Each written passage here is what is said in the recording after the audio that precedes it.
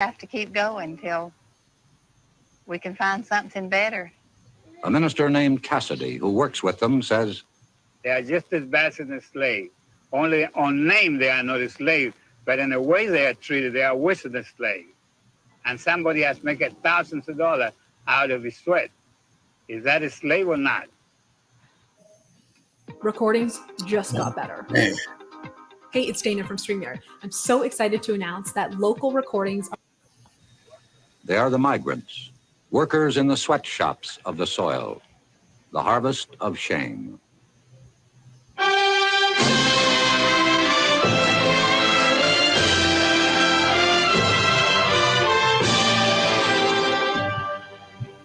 Brought to you tonight by Philip Morris Incorporated, makers of Marlboro, filter cigarette with the unfiltered taste.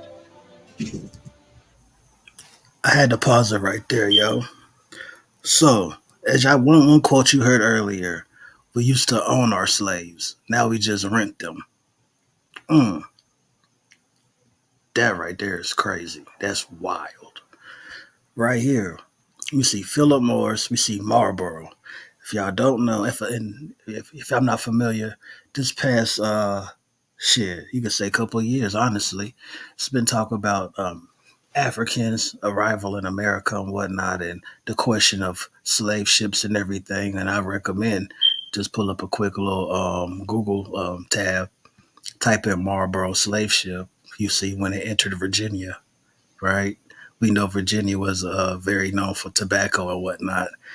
And here we have Philip Morris, which actually had a Philip Morris industry plant in Richmond, along other places as well. But yeah, this video is going to be very, very interesting. Just giving y'all a heads up. And yeah, we about to build and kick it. So yeah, y'all sit back, pour y'all libations. What's up, Ogun? No, go ahead. I'm just going to say this show. Say what? Can you hear me? Go ahead. What'd you say? No, can you hear me? Am I loud? I hear you. What's up? No, I'm just, after you got this build, I'm going to say this shows the plight of what was going on with Black Americans during this time. Right. Yeah, what the brother Ogun was saying was, yeah, it shows the plight of Black Americans, what we going through at this time. And like I was just saying, Philip Morris, Marlboro, transatlantic slave trade. Yeah, here we go. Now, Edward R. Murrow. This is CBS Reports, Harvest of Shame. It has to do with the men, women, and children who harvest the crops in this country of ours, the best fed nation on earth. These are the forgotten people, the underprotected, the undereducated, the underclothed, the underfed. We present this report on Thanksgiving because were it not for the labor of the people you are going to meet, you might not starve, but your table would not be laden with the luxuries that we have all come to regard as essentials. We should like you to meet some of your fellow citizens who harvest the food for the best fed nation on earth. David Lowe talks to Mrs. Doby, 34 years old, mother of 9 children. Mrs. Doby, what things do you pick up north? We pick strawberries and cherries. Who works with you out of this family here? Everybody except the baby. Who takes care of them in the field? Well, they just kindly stay along with us or take care of themselves. The one that can't walk usually stays in the baby buggy. What is an average dinner for the family? Well, you mean what do we have in? Yes. I cook a pot of beans and fry some potatoes or some corn or something like that. How many quarts of milk do you buy for the children, Mrs. Well, we don't have milk except maybe when we draw our paycheck, we have milk about once a week. For all these children, you have milk? The baby she is on the bottle, and she uses about 15 cans of milk a week. But the older children have milk about once a week. Do they like to drink milk, Mrs. Doby? Yes, they like milk. The only reason I asked that question, I was quite shocked that they had milk only once a week. Just thought they didn't like it, but they like milk, but there's so many, a gallon of milk will make them a glass around, and so we just can't afford it every day. What do you want most for your children, Mrs. Doby? Well, I'd like for them to have a career as whatever they'd want to be when they got older. Of course, the smaller ones, don't realize yet to know what they'd like to be. But the older girl, she'd like to go to school if she could. Of course, she'll probably be like the boy, have to quit as soon as she's old enough. She really likes to go to school, but she had to miss last week because she had to keep the baby for me to work. Mrs. Joby, wouldn't you ever care to have a house of your own? I'd like to have a house. If we plan to buy one, if we could ever get enough to pay down on one, we'd buy one. Do you think this will ever happen? Well, it don't seem like it. Welcome to Flatiron School. This is where you learn how the future works, where the whole point of education. This is Belglade, Florida, where the Exodus has its beginning every year.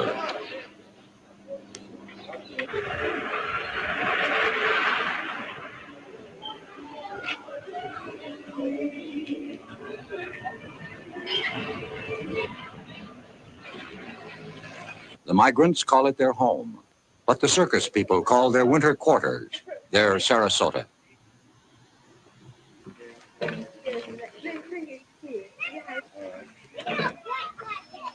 Charles Goodlett, chief of police of Belglade, says, the problem that we have now are the ones that come here that don't have the money to rent a room. They'll sleep around the bars, in the grass, in the packing houses, around the lake area, in the parks, any place they can find to sleep, to rest for a few hours. They come here with one thought in mind, is to survive till the end of this season and save enough money to get to the next state, going north. From towns like this throughout Florida and throughout the South, the 2 to 3 millions move out on their annual migration, which ends in late November.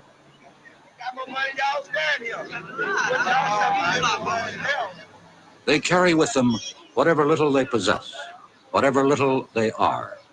At the Okeechobee labor camp, while families were preparing to move north, there was still some work in the bean fields. Children, as usual, were left to fend for themselves. Jerome, how old are you? 9. 9. Do you go to school? Yes. Where do you go to school, Jerome? At the Okeechobee Elementary School. I see. What is your sister's name? Lois. That's Lois. And what are your other sisters' names? Catherine and Beulah. Catherine and Beulah. What happened to your foot, Jerome? Dig a nail in out there by the wash house. So you drove a nail in out by the wash house. What did your mother do for that? She put some alcohol on it. Where do you sleep, Jerome? In this bed. You have this big bed? Yes. What happened? How did you get that hole in that bed there, Jerome? The rats. The what? Rats. Now, Jerome, you are taking care of Kathy, of Beulah, and Lois. Yes. Now, are you going to give them lunch today? Yes. What are you going to feed them? I don't know. Do you have any food here to give them? Yes. I see. What time does your mother come home? I don't know. The following day, Aline King, the mother of Jerome, Kathy, Lois, and Beulah, again was picking beans. Aileen King, I saw your children yesterday at the Okeechobee camp. Why didn't you put them in the nursery? I don't make enough to pay for it. How much does it cost to put them in? 85 cents. 85 cents. That's right. Aileen, what time did you come out the field this morning? 6 o'clock. What time will you get home? About 3:30, 4 o'clock. 6 this morning to 4 o'clock this afternoon. That's right. How much did you earn? $1. Dang. $1? That's right. $1. Is that because the beans were of poor quality? That's right. Has this happened before? That's right. How much will your food cost you today? About $2. Aileen, how old are you? 29. How many children do you have? 14. How old were you when you first started working in the fields? 8. You've been working 21 years in the fields? That's right. Aileen, do you ever think you'll be able to get out of this kind of work? No, sir. All the migrants travel fourth class. If there is a privileged class, they ride in their own jalopy, in the best Jode family tradition.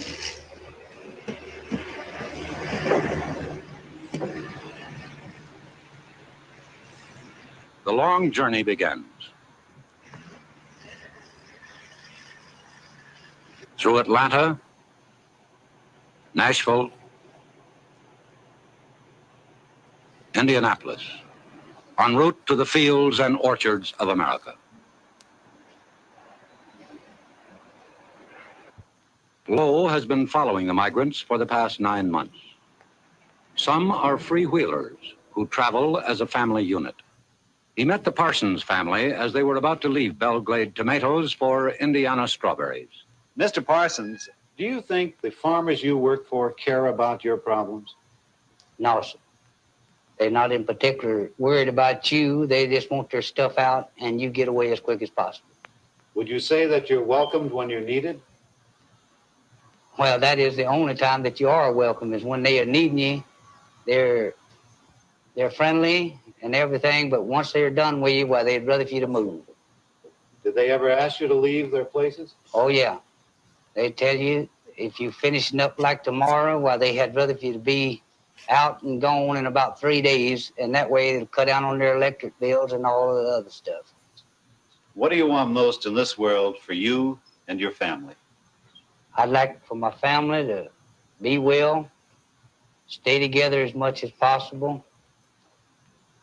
I'd like to be on a farm somewhere out away from so many people to where they could attend one church and be interested mostly in one school. And that way I believe they'd all be better satisfied. Mr. Parsons, do you think this will ever happen? Not at the rate that I'm going now, no. We're bringing positive change to cybersecurity. We believe in problem solving through collaboration. And growing and evolving to stay ahead of cyber threats. We've got a best-in-class. Most of them ride 1,500 to 2,000 miles to work in vehicles owned by crew leaders who recruit the workers for the migration north. This is the Roach family looking for work. Mr. Roach, how did you happen to come to this place?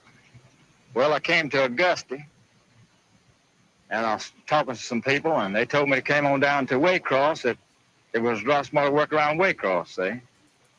Well, how many miles have you been traveling looking for work so far? About 1,600 and something. Mr. Roach, where did you spend the night last night with your family? Over in the woods. Pulled up on the side of the road, a little dirt road, and slept in the woods outside the car. May I ask you, sir, what did you have for dinner and your family last night? Well, we had bologna sausages and loaf bread. That isn't very good food for a growing family, is it? Well, we made on it. How much money do you have in the world right at this moment? I only have about $1.45. Well, what do you intend to do about food for your family today? Well, I've always worked and I always figured I could get work. I had never been where I couldn't get a little something to do. The vegetables the migrants picked yesterday moved north swiftly on rails. Produce en route to the tables of America by trailer is refrigerated and carefully packed to prevent bruising. Cattle carried to market by federal regulation must be watered, fed, and rested for 5 hours every 28 hours. People, men, women, and children, are carried to the fields of the north in journeys as long as 4 days and 3 nights. They often ride 10 hours without stop for food or facilities.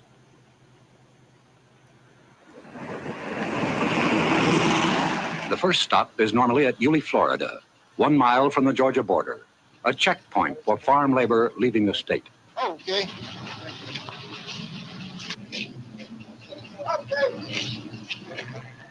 There are other stops, Kingsland, Georgia, for bread and sandwich meat. Darien, Georgia, for facilities. Now I'm gonna ask the chat real quick. Why is Darien, Georgia important for we? I'm gonna wait a quick second. Darien, Georgia. Why is Darien, Georgia important for we? Can you hear me now? Am I better? There you go. What's happening? So what you think so far about it? Well, I know you done watched it, but Yeah, man. Like we getting into it. It's still early. You know what I'm saying? But we so see. Go ahead. no. So my biggest thing was how you see how the white American is trash too. This really what I wanted you to see,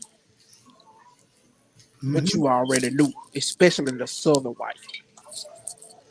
The motherfucker sleeping in the woods, bro. We did have a house. Mm-hmm. I feel that, bro. For real. Dead ass. I mean, it goes also to show like economic exploitation. You know what I mean? And this country is as old as this country is. You know what I mean? Like motherfuckers have always been getting exploited economically, That and capitalism or nah? to a T. You want to like the crazy shit? The If country was built on it. bro, if you gave somebody $3,000 a day since Christopher Columbus got here in 1492, you still wouldn't be a billionaire. Mm. Put that in context, bro. $3,000 a day since 1492, you still wouldn't be a billionaire. That shit crazy, bro. You know, you know how many people get exploited to make that much money? Shit, crazy. That shit crazy, bro. I'm telling you. Man, listen. But yeah, and as far as the economic exploitation, we seeing these people picking beans and whatnot, right? Sister with the how many children? I forgot how many children she had. Her last name was King. You know what I mean? 14. I thought it was 14. You feel me? The one boy drove his nail through a foot over there by the washroom. You feel me? Had to watch his siblings and whatnot while everybody else older than them out working. You feel me? But it's some more shit we gonna get into. For real. Oh shit. You think what's important about Darien? Yup. Oh Shit, yeah, yeah. ain't that where the 54th fought a battle at? I don't recall. I know about Darien because of the language Ukrainian. Yeah, 54th is in St. Helena. I remember that, but I'm trying to see if I think there was a battle. I'm gonna look it up, bro. I'm gonna put a link if I find it. I think there was a battle. It might be because Georgia got its own story with the U.S. colored troops. I'm waiting for Leaky to tell us about. Oh, Ogun too. here we go, right here. It said Darien was the destruction of Darien, the undefended city was of strategic importance and was carried out by the 54th Massachusetts Volunteers under the command of the reluctant Robert Goldshaw and the Mm-hmm. South Carolina Volunteers under the command of Colonel James Montgomery. There we go, holding it down for the 912 and the 54th. See, there's another connection with the 54th. There we go. Goddamn. And also, the last video I played with the elder, what was he talking about? Where was he from? The one that had that axe that looked like it was a Shango axe. Mm-hmm. Are you from Darien? There we go. There we go. Oh, and the oldest black Baptist church is from Darien. I think it's called the First African Baptist Church. You know what I'm saying? And that's a corridor church at this point. Everywhere in the corridor got one of them. Yeah, I think it's actually the oldest. It's not. I think it's older than just the oldest Baptist. I think it's the oldest black church, if I'm not mistaken. Oh no, I'm gonna look that up. Like, if I'm not mistaken, the first black church in America is in Darien, Georgia. That shit crazy, man. Yes, Shout out to shout the out to the corridor. Moran family. For real. Shout out to the corridor. Shout out to the Moran family. Language Ukrainian. Darien, Georgia. Facts, bro. You know what I'm saying? Harris Neck, Georgia. Shout out. Word up.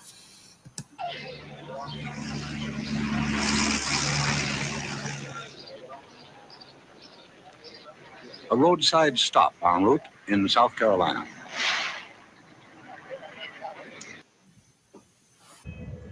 This shit. First time I watched it, I swear I think I had a commercial.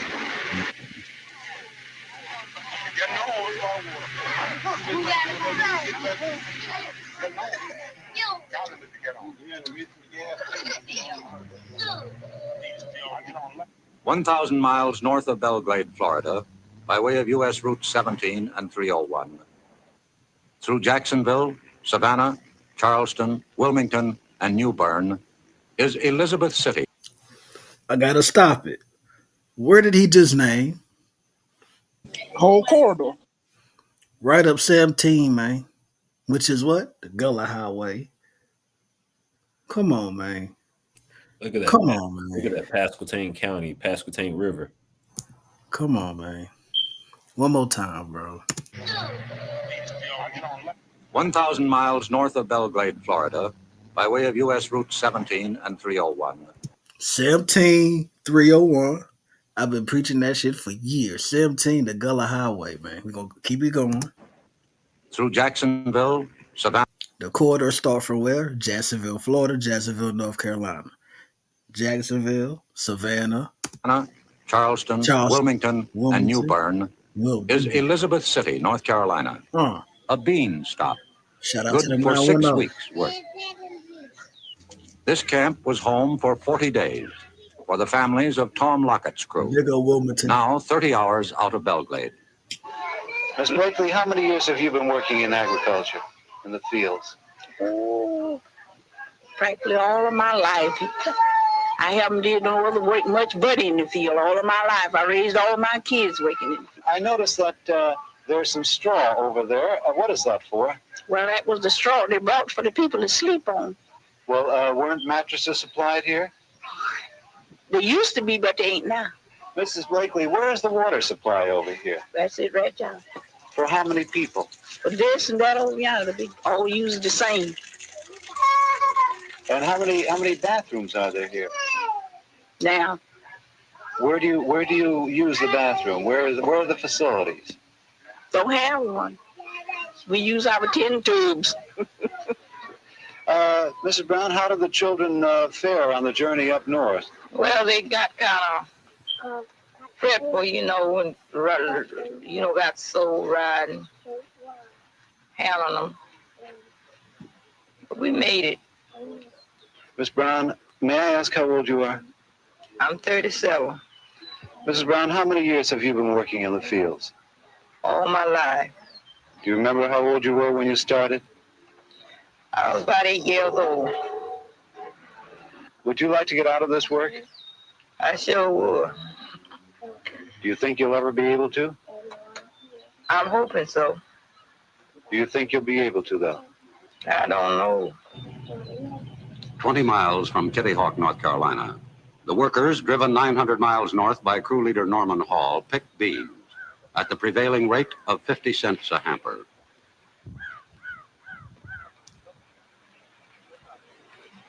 Lunch is not a picnic, whether brought from the labor camp or purchased at the open-air kitchen, or in a bottle, heated by the rays of the sun. In a survey in 21 states conducted by the National Council of Churches, the migrants themselves listed the evils of... Hey, at this point, this book Yeah. right now, to me, is the face of goddamn racism, bro. I ain't even gonna hold you. He Hey, the face of it, smoking his fucking Marlboro full flavor with the red pack. Fuck him, bro. Hey, bro, they not even talking about how crazy them conditions was, right? They in Kitty Hawk, North Carolina, bro. The Outer Banks ain't no Waiting for you. ain't no trees for shelter. First flight. First, bro, ain't nothing but wind and sand. And they eating in open kitchens. They got open plates and open food, bro. So inevitably they eating sand and shit in their food. You know what I mean? Like sand everywhere. It's hot. They wet, bro. That shit's got to be terrible. The book right here, the face of racism, bro. Awful, bro. Marlboro, which is a slave ship. Goddamn, we talking about the fields and shit, bro. Come on, man. Philip Morris, man. Fuck out. This shit crazy. Facts, Cuban. This even long ago. It's not.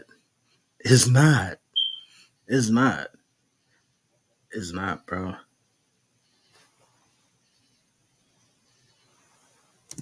of labor camp life. Bad housing, flies, mosquitoes, dirty beds and Cowboy Killers mattresses, is Marlboro. unsanitary toilets, and lack of hot water for bathing. One employer of hundreds of migrant laborers was asked, are they happy people? Well, I guess they got a little gypsy in their blood. They just like it. A lot of them wouldn't do anything else. A lot of them don't know any different. That's all they want to do. They love it. They love to go from place to place. They don't have a worry in the world. They're happier than we are. Today, they eat. Tomorrow, they don't worry about. They're the happiest race of people on earth. Do y'all hear this shit? Come on, man. Stop, man. Beds I and went back too mattresses, far. Hold on. unsanitary toilets. A lot of them wouldn't do anything else. So I guess they was asked, are they happy people? Well, I guess they got a little gypsy in their blood. They just like it. A lot of them wouldn't do anything else. A lot of them don't know it.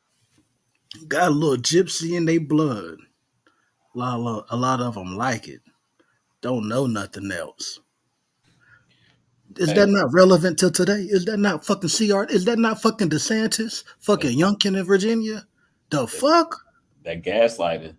You know what I mean? 1776 project type shit, bro. Same gaslighting, bro. Look at them ears, bro. Look how big them mugs is, bro. Like, you got a nerve to be racist with them earlobes looking like that. Who the fuck wearing a sports jacket in Florida? Fuck out of here, goofy. Nah, bro, they in Kitty Hawk right now, bro. Shit, even worse, man. Man, look, bro. Nah, I know this you shit high. crazy, bro. Fuck Like, you wearing a sports jacket on the beach. a lot. They got gypsy in their blood. What the fuck is that, bro? A lot of them like it. Don't know nothing else. Wake up, eat tomorrow, not a care in the world for the next day. What the fuck? That's against our culture, bro. That's the whole. It's for their own benefit. They benefit from it. They learn the skills of agriculture. Fucking DeSantis. The fuck, bro? Bro, it's always the white people that be racist, the bucker that be racist, bro. They always got the ears. I'm telling you, man. Like I said, the first person this is the second bucker right here. So the first, man, listen, bro, we gonna break this shit down P by P, man. This shit crazy, bro. The stages of fucking white supremacy type shit. The stages and the faces. The fuck? The talking points. Fuck up. Yeah, we could just deal with the goddamn, the talking points, bro. You feel me? Gypsy in they blood. Bro, they ain't changed. It's still the same. It's the same talking points. Shit, like that what a gypsy in they blood, bro. What's that equate to? African? What? I'm confused here. What the fuck does that? You feel me? We know what it means, but I'm just posing that. I'm saying it like that for a reason. You feel me? I'm just here to make you think. The fuck, bro? Like, this shit crazy, man. This is crazy. And that what Cuban's saying, people, grandparents and shit is born around this time. You feel me? Or at least great parents, great grands, you feel me? Like, this shit is man, listen, man. Know any different. That's all they want to do. They love it. They love to go from place to place. They don't have a worry in the world. They're happier than we are. Today, they eat. Tomorrow, they don't worry about. They're the happiest race of people on earth. Mr. Jones, do you think that the migratory laborer makes a living wage? They make a poor living. In other words, sometimes it's just like the farmer. Sometimes when things are good, when the yields are good and they can make good money, they make a good living. But take year in and year out from different seasons, different sections of the country, I'd say no, they make a poor living. There are days when beans are not ready for harvest, and that's one more day with no income. Ed King, a crew leader, hauled his workers to this camp at Powell's Landing, Virginia, where they worked 5 weeks pulling corn and picking beans. And when the fields have been stripped in North Carolina and Virginia, the trucks and buses again move north.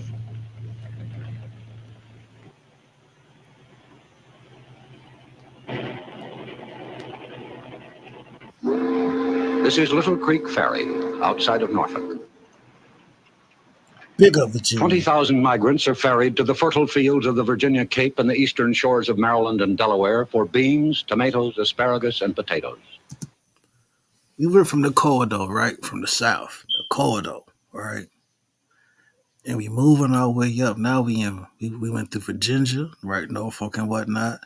Now we making our way into the DMV, right? But everybody, listen, we're cool. For one crew, hardship was climaxed by disaster, the death of a migrant. We had a little trouble on the road about 4 o'clock this morning, Sunday morning, and a car, and a little wreck. One to kill. Has this ever happened before with any crews coming up north? Once I remember, I was in state of North Carolina. What happened? Everybody. Monte, I know you heard him. Everybody might not have understood him, but I know. Well, if he Monte, he said Fayetteville, North Carolina, yo, 910, the Cape Fear region of the Gullah Geechee corridor. You know what I mean? Like, all this shit hit home for certain people. You feel me? So yeah. I got killed. You're always saying be the change. So come on, man. Very used. Be the change. Very Let's do used. this. I done watched this shit 3 times, bro. So you think you know Wix. Do you really? Come on.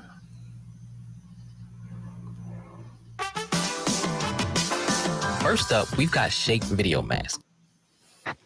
Every year, as predictable as the seasons, there are accidents resulting in death and serious injury to these laborers.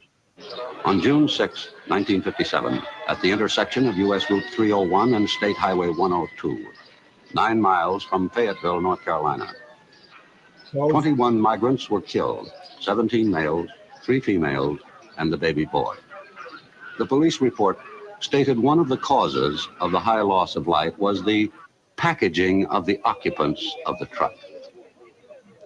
Today, only 6 states have laws providing for the safe transportation of migrants within their borders.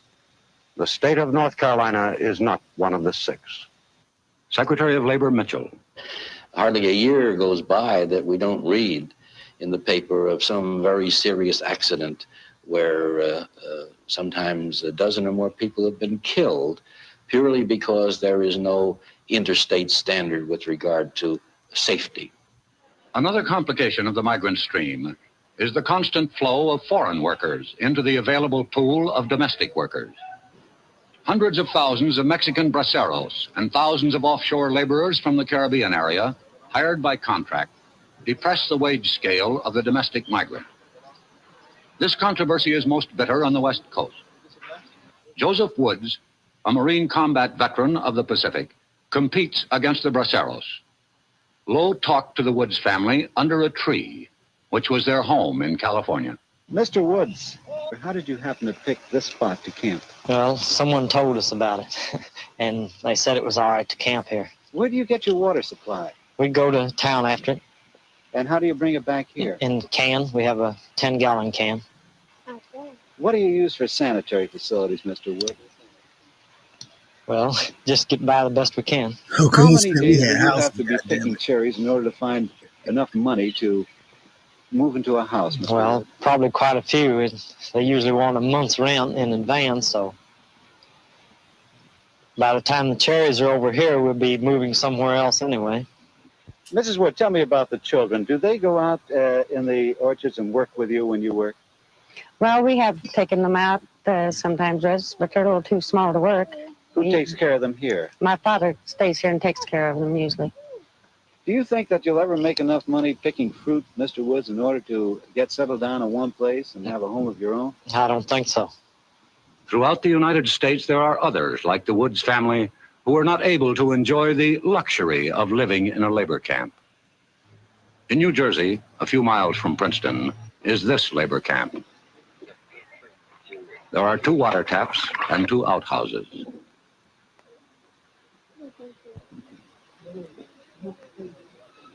Families live in one room, usually in one bed.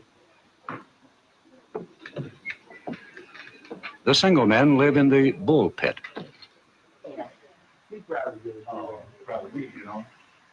Their space, 1 bunk. 4 people live in this room in New Jersey. A family of 6 will move into this room. Nearby, a trotting raceway has new stables for horses. They cost $500,000. At Cutchogue, New York, 300 migrants live in this camp owned and operated by the Potato Growers Association of Long Island. This is migrant housing, 90 miles from Times Square.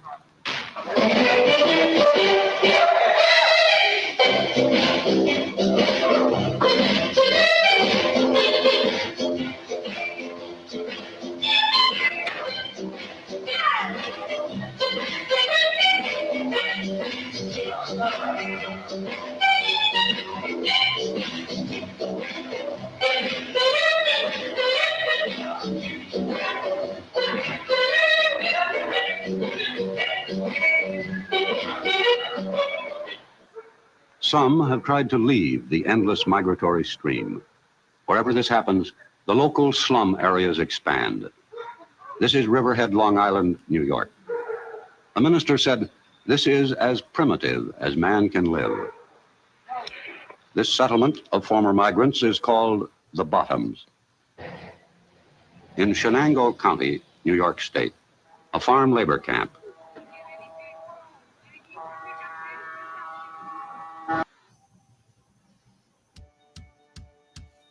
Make big career moves at Flatiron School. This shit blows. Use problem solving and The ultimate goal of Ed King's crew, 1,257 miles from Belglade. The migrant mission serves 1/2 pint of milk and 1 cracker to each child. This is their lunch.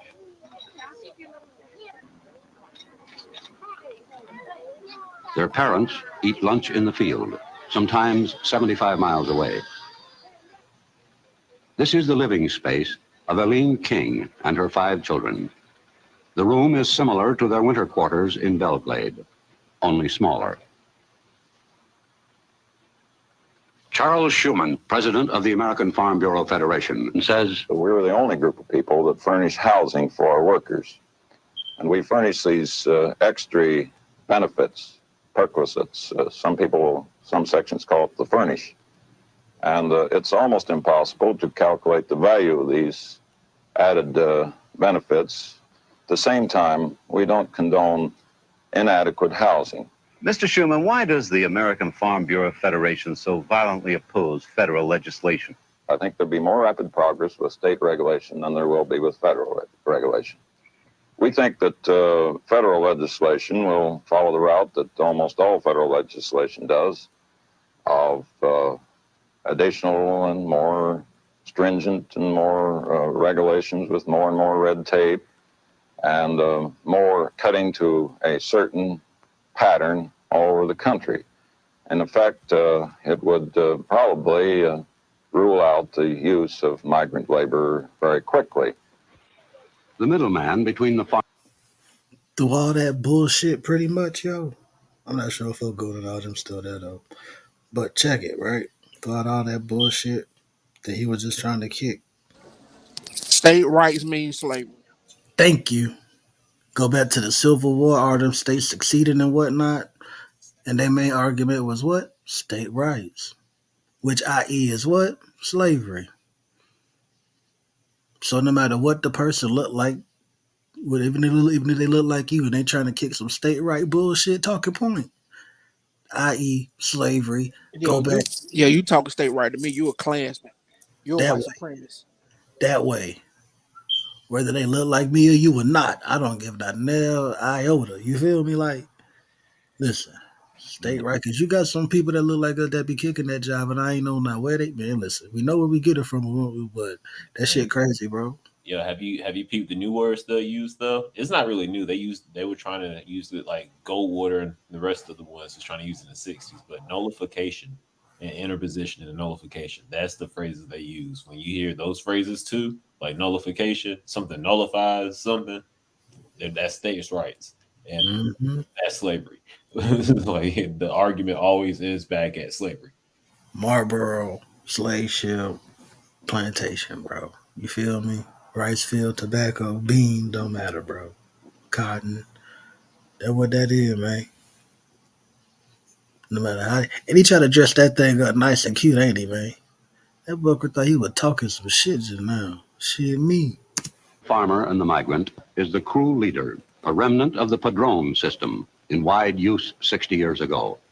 Ed King, a crew leader, says, well, a crew leader, he have to, in a way, he have to be the father and mother and all when he takes this crew out, because the whole crew will mostly be dependent direct on him. Reverend Michael Cassidy, who travels with the migrants, says, well, some of the crew leaders, they are good, but the majority of them, they are bad. They are so bad that they are the worst that they can be. They're trying to skin alive these migrants. They take every dime they make. They try every scheme is possible. For instance, they pay the owner, the grower, pay them 45 cents to pick a crate of tomatoes. And then they turn around, they pay the labor 12 cents at the most. And natural, they have 3 or 40 or 50 or 100 people picking tomatoes. He makes, I know a man last year making here, right in here, $14,000, a crew leader. And all the men they left in here, and I met him in Alabama, they were broke. They didn't have a dime because they didn't make the money themselves. Everyone who knows anything about this situation agrees that the best hope for the future of the migrants lies in the education of their children. But for the children of migrants, education is not easy to come by. There are 600,000 of them. Most state child labor laws ignore farm children. And so far as the children of migrants are concerned, almost without exception, they leave school at the age of 16 forever. The United States Office of Education reports that the migratory workers have the highest rate of illiteracy in the country. Approximately 1 out of every 500 children whose parents are still migrant laborers finishes grade school. Approximately 1 out of every 5,000 ever finishes high school.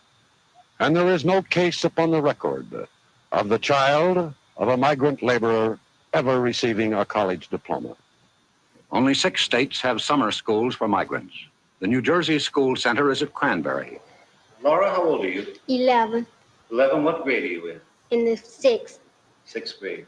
Do you intend to go to high school, Laura? Yeah. What would you like to be? I like to be a teacher. What would you like to teach? But I like to teach the 5th grade. What do you think about going to school here in Cranberry, New Jersey, Harry? I like it. I like it. Well, good. Would you, do you have any idea what you want to do when you grow up? Be a teacher. Well, good. How old are you, Patricia Ann? 8. What grade? 9. What grade are you in? 4. Do you have any idea what you want to be when you grow up? Yeah. What's that? A nurse. Otis, what would you like to do when you grow up? Be a doctor. You going to be a doctor? Yes. What kind of a doctor, do you know? Because I'd rather be a dentist. A dentist? Teeth. Mrs. Christine Shack, their teacher, was asked about her pupils. Mrs. Shack, do your pupils, who are, most of them, children of migrant families, are they anxious to get an education? Terribly anxious, even more so than the child in the normal school year. Do they get any help from their parents as far as schoolwork is concerned? Usually you will find that the parents themselves are not educated. When we go out to enroll the children, oftentimes the parent will make an X and the person interviewing will have to sign it in order to get permission for the child to be enrolled in school. Mrs. Shack, how does this problem affect you personally? I think maybe I feel a bit of responsibility toward these children because I realize that we here in New Jersey reap the benefits of their parents' labor, and the children are suffering because their parents are here doing this. I saw one bright little girl. Her name was Laura Weeks. Will she really have a chance to continue her education? Laura is from a rural area in Florida, and she is from an exceedingly large family. In fact, I believe there are 8 or 9 girls, all girls in the family. They have been coming to New Jersey now for about 3 or 4 years, to my knowledge. Laura is one of my returning pupils. I've seen great progress from year to year in Laura. We've had her for 3 sessions. However, I think because of the family's financial conditions and the size of the family and the fact that she is in a rural area, that she probably will get no farther than upper junior high school or maybe complete high school with luck. What about Harriet Damon? Harriet, too, is from a very large family. There are 9 children in the Damon family. We have 6 of them here in the summer program. She is the oldest of the 9. I doubt seriously that Harriet will have an opportunity to advance her education. One can't help but have compassion for those who find themselves in such a condition. The federal government spends $6.5 million annually protecting migratory wildlife. This year, Congress failed to appropriate $3.5 million to educate migratory children. Senator Harrison Williams, chairman of the Subcommittee on Migratory Labor, was asked if state or federal legislation was the answer. Many aspects can only be successfully dealt with at a national level. For example, wages. We see states in competitive positions. They're reluctant to raise wages through legislation in their state because their farmers are competing with farmers in other states. And we see in education some states who have taken great strides. We can't expect states to do it alone when they know their neighboring state with whom their farmers compete are not doing anything. We know that just about everybody in this country has some federal support for adequate housing through FHA or whatever the program is, except the farm community. And the migrant farmer is the most poorly housed member of our society. Senator Williams, a Democrat, and Secretary of Labor Mitchell, a Republican, have called for legislation which will probably come before the next session of Congress. And only last week, President Eisenhower made the presidential... Talk to me. Is Cuban in the back? See if Cuban in the back.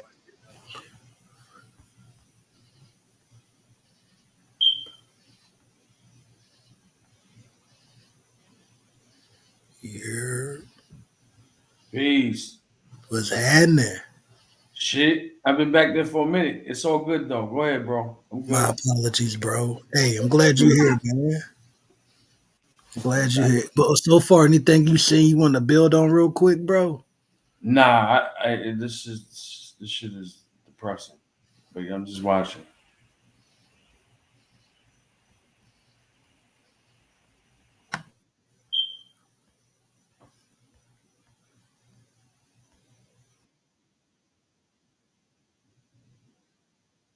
that there are many kinds of farmers and many kinds of crops. The big mechanized grain and dairy farmers use little or no migrant labor. Some of the major canneries do pay fair wages and provide adequate housing. However, it must be stated that most of the fruit and vegetable farmers find it economically impossible to build good housing like this to be used only 6 weeks a year. The farmer claims he is trapped between what society expects and his market demands. Howard Jones, a grower in Florida, was asked if he knew what his beans, picked that day, would bring in the market. Well, you can't tell from one day to another. Some days you'll go down the market. Hold on. Good housing like this to be used only 6 weeks a year. The farmer claims he is trapped between what society expects and his market demands. Howard Jones, a grower in Florida, was asked if he knew what his beans, picked that day. Now remember, this the same son bitch earlier who was talking about they just got gypsy in their blood. They wake up with no care in the world, eat and don't worry about the next day type job, right? As these people back here is working, man, he's somebody's grandparent, you know what I'm saying? And this bucker motherfucker with the damn crazy ass mindset, yo. Shit crazy, man. Would bring in the market. Well, you can't tell from one day to another. Some days you'll go down there and you'll get $5. Now I've seen them drop to $1.50 the next day. Or one day they'll be $3, and the next day they might be $2. Or one day they'll be $2, and the next day they could be $4. Who sets your price? Well, that's what we're all trying to figure out. Everybody, I don't know the answer, but the chains seem to have more to do with setting the prices. But listen, hold on, pause there. So I know you said how of course, the Buck will gonna talk crazy anyway.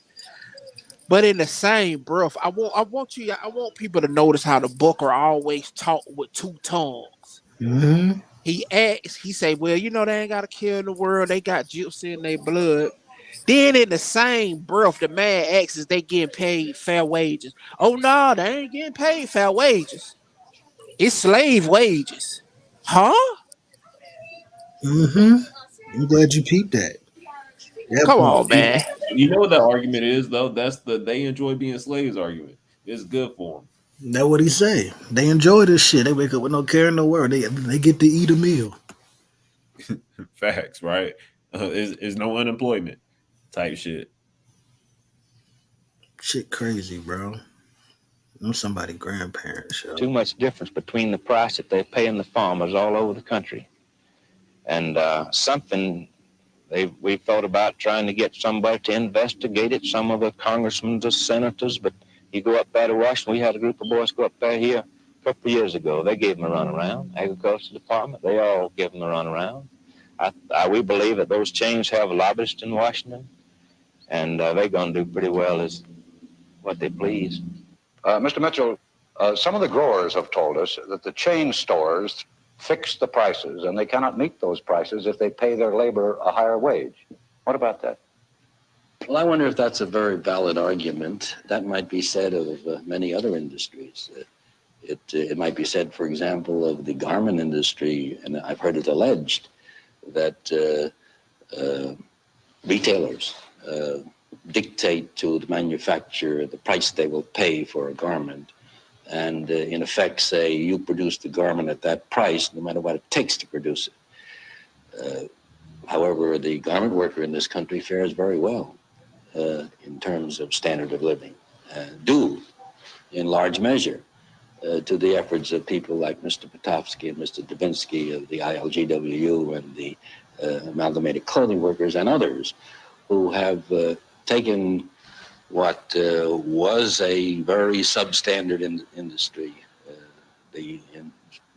not so long ago, 1911, the Great Fire in New York. Today, these workers are thriving members of the community. And the price that my wife pays for a garment today, she gets a much better garment than her mother ever had at a lower price. So this argument that the farmer has to meet the dictation of the chain store leaves me rather cold. The migrant farm worker occupies the lowest level of any major group in the American economy. The soil has produced no Samuel Gompers or John L. Lewis. As Secretary of Labor Mitchell states, I think the AFL-CIO in the past has been too preoccupied with other affairs, and probably the farm problem was so tough that they were reluctant to tackle it. I think their attitude and policy has changed, and they're making a greater effort now to organize than they ever have in the past. Farm labor, however, is excluded from all federal legislation designed to protect the rights of those engaged in interstate commerce to organize and bargain collectively. In 1959, the AFL-CIO set aside $100,000 in an effort to organize the fruit pickers of California. One of the large growers in California was asked what he thought of this effort to organize the fruit pickers. I think their very lack of progress and their very lack of success in signing up members has shown that the industrial type of union which they represent has no place or application to agriculture. Charles Schumann, president of the American Farm Bureau Federation, was asked how his organization felt about unions. I think the agricultural worker has. What up, Ogo? He wanted to ask something. No. This is a critical part right here. And I'm talking for every black person right now. Even I'm glad Cuban here, even for my brown brothers that who work the fields. Cause you see they brought up the Spanish people. Mm-hmm. Now let's see what he said about the unions. Now unions have kept some kind of balance for the last 50, 60 years. 70 years. I say, come what they were 52. There you go, boo. Get your put your fry. Some. Yep, thank you. Kept some kind of balance here, which I got a very bad disdain for unions right now because they have sold out. But shout out to UPS because Teamster did their thing. But let's see what that Buckler say right here about unions. Needs to have the right to change jobs, freedom to move about, freedom to quit if he doesn't like it, freedom to protest, freedom to negotiate, or they are organized. But the right to strike at the time of harvest ought to be regulated in some manner. The AFL-CIO organized. How you feel about that, Ogun? The right to strike got to be regulated at the time of harvest. Nah, I don't think it should be regulated because you should pay fair wages. Harvest time coming, they want to pay these people pennies. Yeah, you heard right. that one sister? She work a whole day from 6 a.m. to 4 and get paid $1. So when you look at this right now, what's going on? 30 out of the workforce, 33%. No, hold on. It's 33% of Black Americans that get paid minimum wage. It's either 63% or 33%. I'll give you the percentage in a minute. And then no, it's 33. No, it's 33%. And then right under that is 32% is Hispanic people get paid minimum wage in this country. Mm.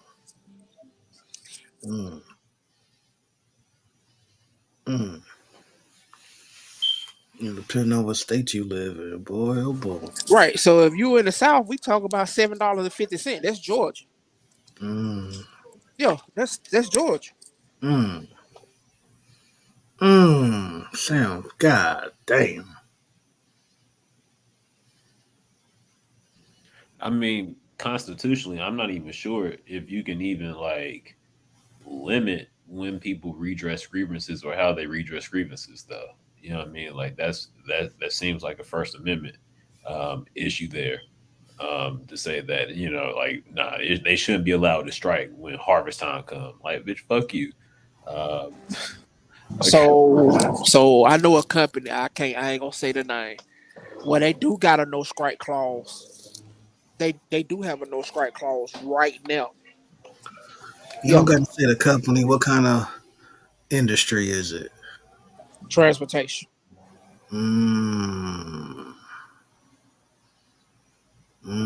that's a whole nother industry that a whole bunch of shit like that be going on in. Right. That's why I say. That's why I got a gripe. That's why I got a gripe for the unions. Because why the fuck would the union sign off on no strike clause? Get the fuck out of here. Fuck out of here. That's crazy. That's wild. Organizing committee in California thinks differently. Earlier this year, they called a strike meeting of cherry pickers in Stockton. On the go. Stockton, was that California? For a winter's taking summer. Yeah, and it was the California. Has been too low. A meeting reminiscent of the days of auto and steel organizing in the 30s. We stand as one or fail. Keep your hand upon the dollar and the dime for every pail.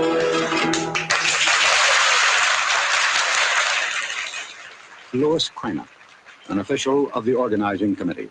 Your negotiating committee met with cherry industry representatives for the first time in the history of agriculture. They set a minimum of 110 per 16-quart bucket for good and average picking. Now, some contractors and growers will try to beat down that minimum price. They'll say that they can't afford to pay 110 a bucket for the big crop, that they're squeezed, that the Chrysler Imperial needs fixing, or Junior's Thunderbird is on the blink. Now it's up to you and the rest of the pickers. It's your program. It represents united action. Sure, you can get a job, but if you can't live on what you make, what good is the job? You make about $5 or $10 today, and tomorrow you just looking for job and stay on the street looking for job. You don't got no job another day. And what do the local people supposed to do? We live anywhere, in a tent, under a shade tree, under a river bridge. We drink water out of a creek or anywhere we can get it. 5 or 6 families drink out of one cup, a tin can, or anything else. We're to blame. We tolerate that stuff. If we stick together and say we won't do it, we won't pick your chairs until you give us some restrooms in the field for the ladies, some for the men, and some water fit to drink, we won't pick them. We get them. If you want to take full control of your sales pipeline, you Man, need to try Monday this CRM. this It's still given my going sales team on more right time to do what they now. This still going on right now, bro. Right now, still fighting for our rights, still fighting for the common man. And I'm glad you showing this, bro, because this is for the common man fight. This ain't about no Egyptian millionaire. This ain't about none of that shit. This about pro-union, pro-worker, the average American, Black American, my Hispanic Americans, the average American. If you're a blue-collar worker, this is for you. And whoever family is blue-collar worker. That's a fact, bro. That's a fact. That's a fact. And if any man, listen, bro, I'm over here thick, man. Listen. Man, What they if someone rolling takes back the child, ancestry through somebody like this, yo? You feel me? bro. Because this is too far removed. Go They ahead. rolling back child labor laws right now. If people can Google right now, put in your Googles and Danny say, it's a 16-year-old just died in a meat packing plant.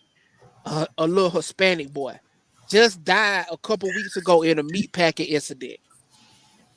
Why the Damn. hell is a 16-year-old working in the meat packing plant? But man, boy. In any plant. That shit crazy, bro. That's wild, bro. And then you know the pay was something crazy. You know the pay was something crazy. Damn. The fruits of the earth must be harvested to feed and sustain mankind. What have you to show for picking since the harvest has begun? We have barely made expenses, but we've set a going scale. Keep your hand upon the dollar and a dime for every pail. The question posed by thoughtful men is, must the 2 to 3 million migrants who help feed their fellow Americans work, travel, and live under conditions that wrong the dignity of man? Howard Van Smith, awarded a Pulitzer Prize for his series of articles on migrant labor in the Miami News, says this. I knew next to nothing of the migrant situation 4 to 5 years ago. I knew there were migrant camps, but a migrant was just a person who worked in a farm to me. After seeing what I have, I am sure that I will devote the rest of my life to doing what little I can to help solve this problem. Secretary of Labor James Mitchell says, I feel sad. I feel sad because I think that it's a blot on my conscience as well as the conscience of all of us who are whom society has treated a little more favorably than these people. What do you mean by that, fellas? Chat. Shit, even put it in the comment. What do you mean by that? Favorably. What you talking about? White privilege? Okay. They have no voice in the legislative halls. They certainly have no voice in Congress. And their employers do have a voice. Their employers are highly organized and make their wants and terms and conditions known to our legislators. I know of no greater pressure lobby, so-called, in Washington than the farm group. In all the matters in which I am interested in, I have been frustrated to a greater extent than in any other sphere of activity as Secretary of Labor in my inability to make any impact at all in terms of either regulations or law that would help the farm workers. And the pressures of the farm groups are tremendous. We guarantee to the farmer no loss in certain crops. There, the farmer likes to participate in government largesse. But Lord help the fellow like myself who dares suggest that perhaps the government should do something about the workers that work on farms. It seems to me that in our kind of a country, we no longer quarrel with the idea that man is worthy of his hire, a fair day's work for a fair day's pay.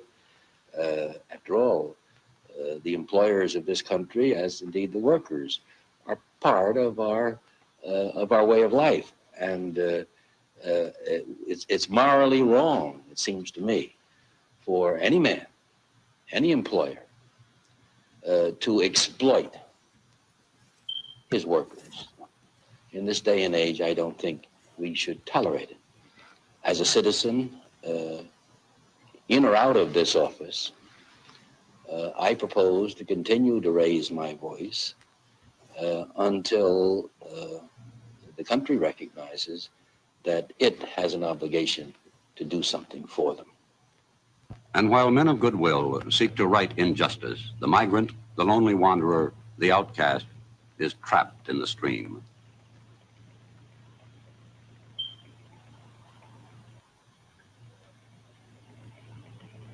Now it is November. The last of the laborers, in trucks, buses, and cars, approach the southern states to start the cycle all over again.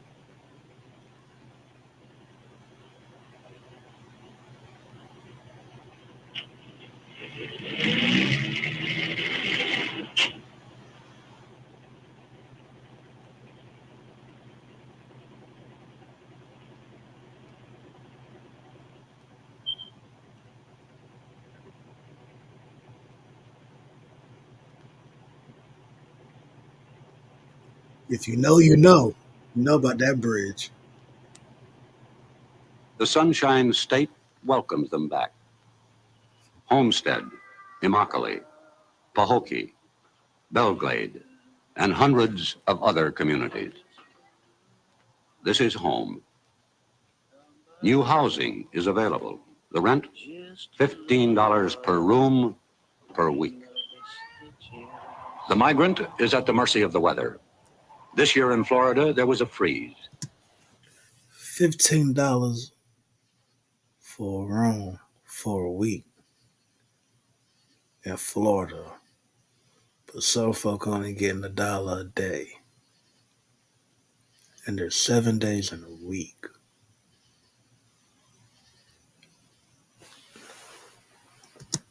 Killing beans, tomatoes, celery, corn. Its byproduct was a bread line. Migratory farm workers are not eligible for unemployment insurance. A leader in cybersecurity education, one of the largest cybersecurity programs in the country, ECPI University. Right now, I'm going to upgrade to YouTube. I promise you. This happened in the United States in 1960. A line of humans waiting for a ration of tinned goods, milk and bread.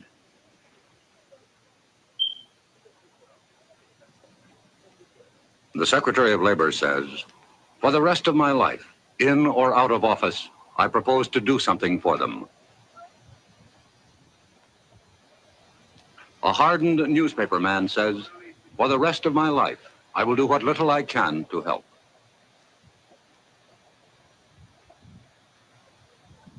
But perhaps Julian Griggs, a chaplain for the migrants, speaks for all of us.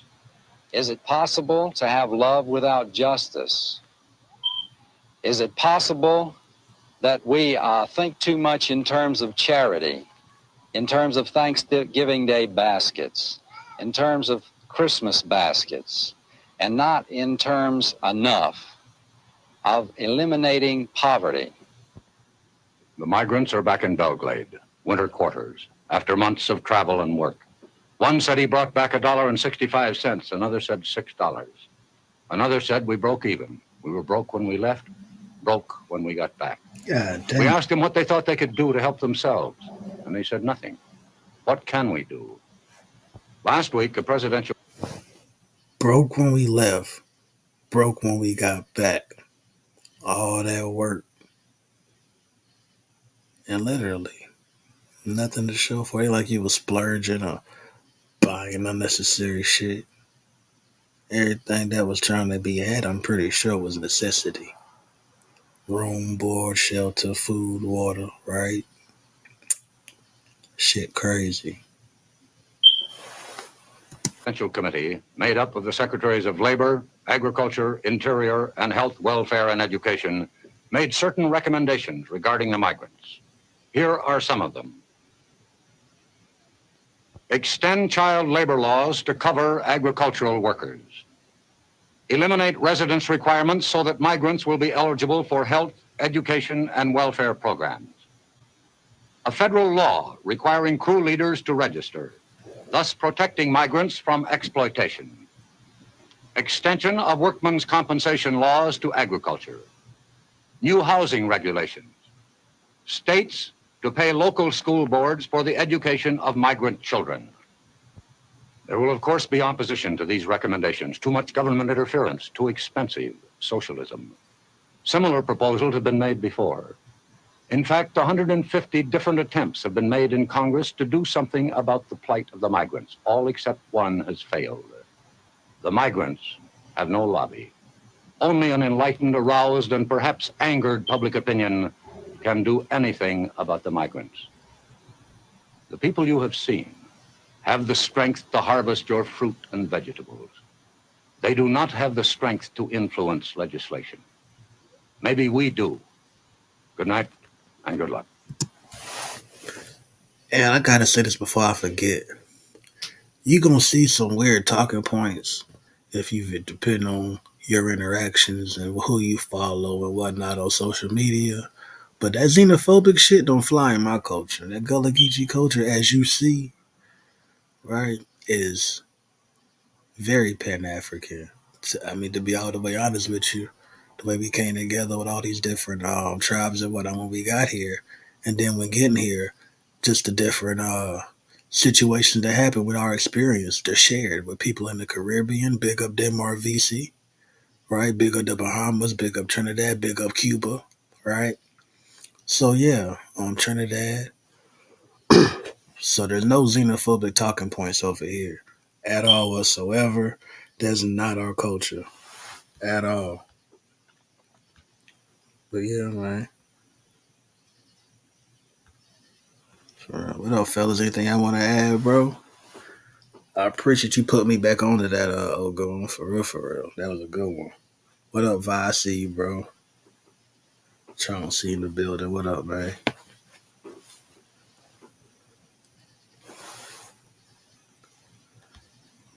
Yo, can you hear me? Yes, sir. I hear you. What's up, man? Yeah. I mean, at the end of the day, man, this country need a revolution. And I ain't speaking on like no black revolution right now. I'm gonna say some unpopular shit, but at the end of the day, if you're a working American in this country, I'm talking to you.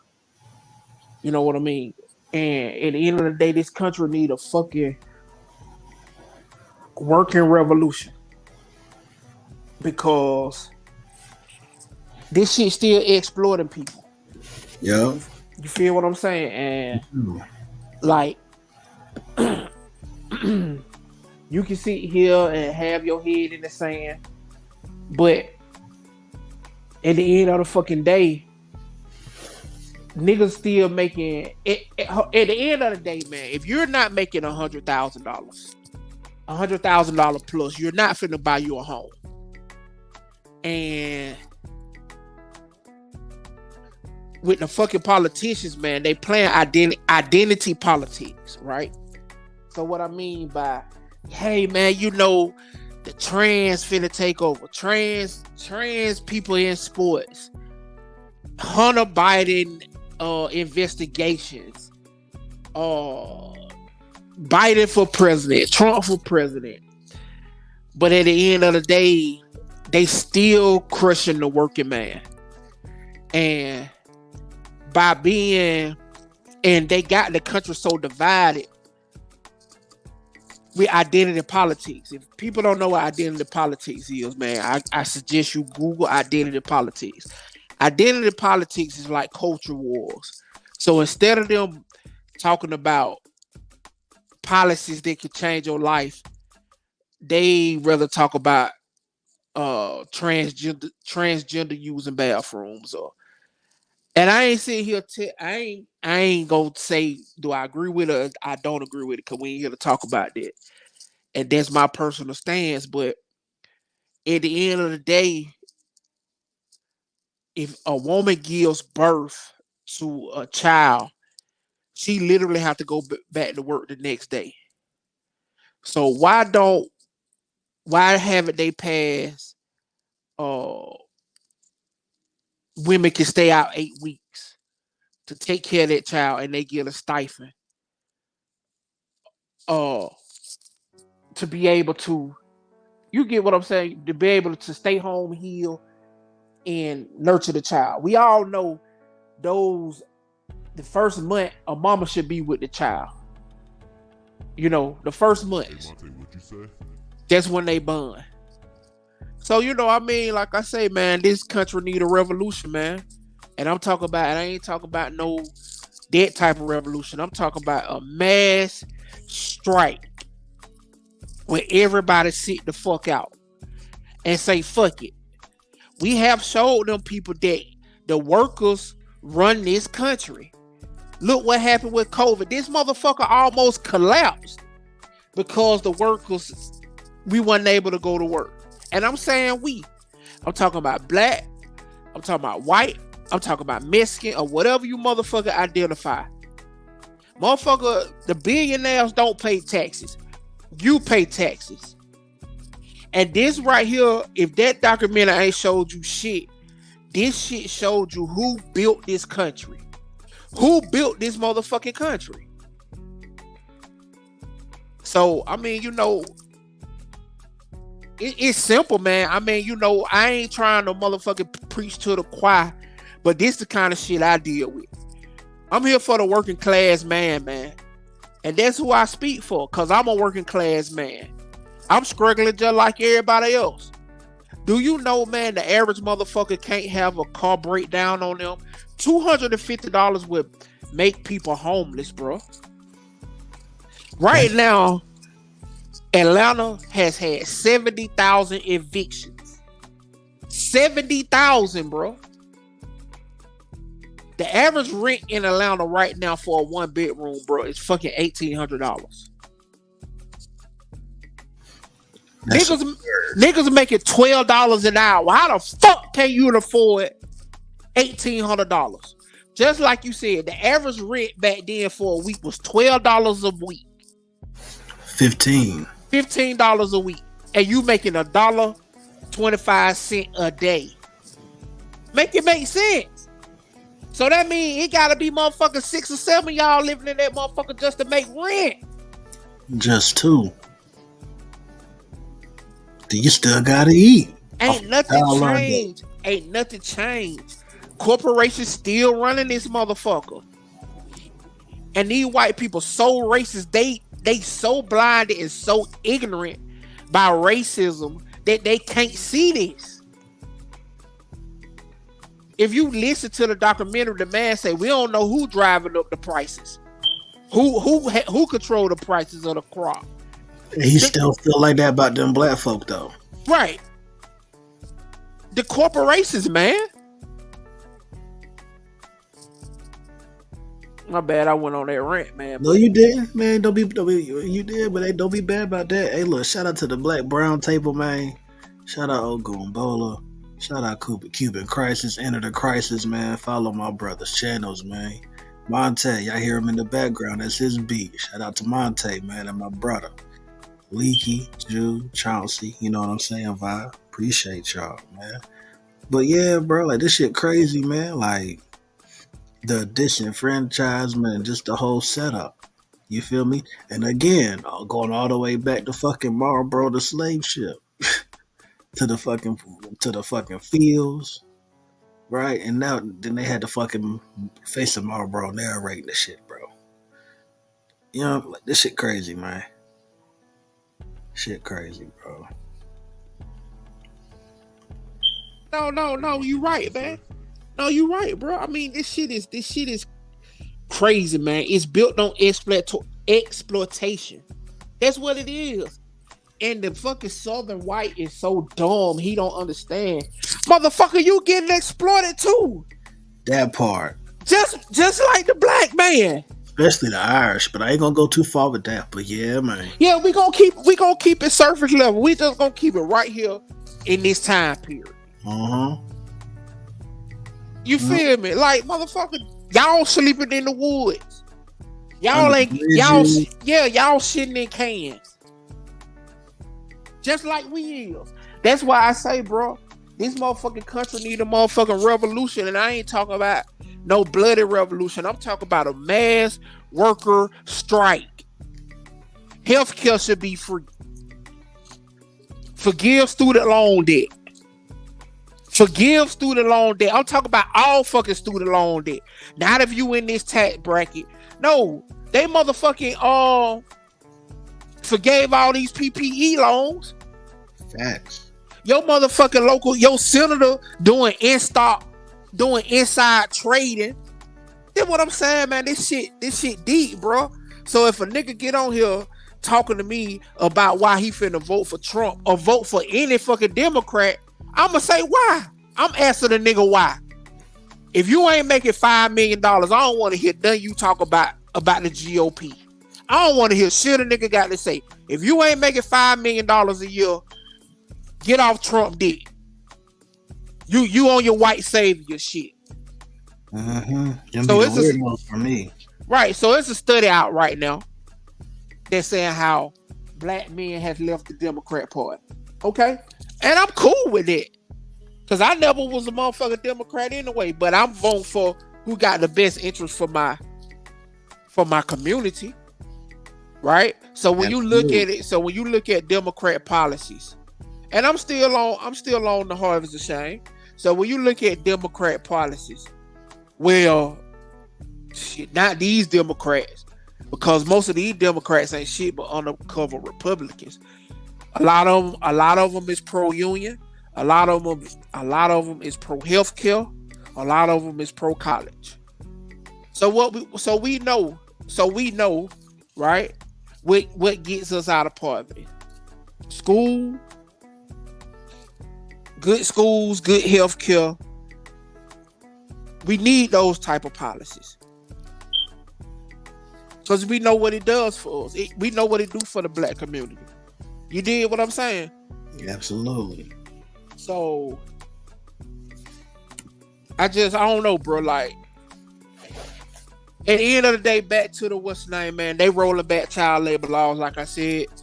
Google the 16-year-old Hispanic boy that just died in the chicken plant. He just died. It was a tragic death. And that same plant, what's crazy is that same plant, right, got a whole bunch of violations for 14-year-olds working overnight. All kind of crazy shit.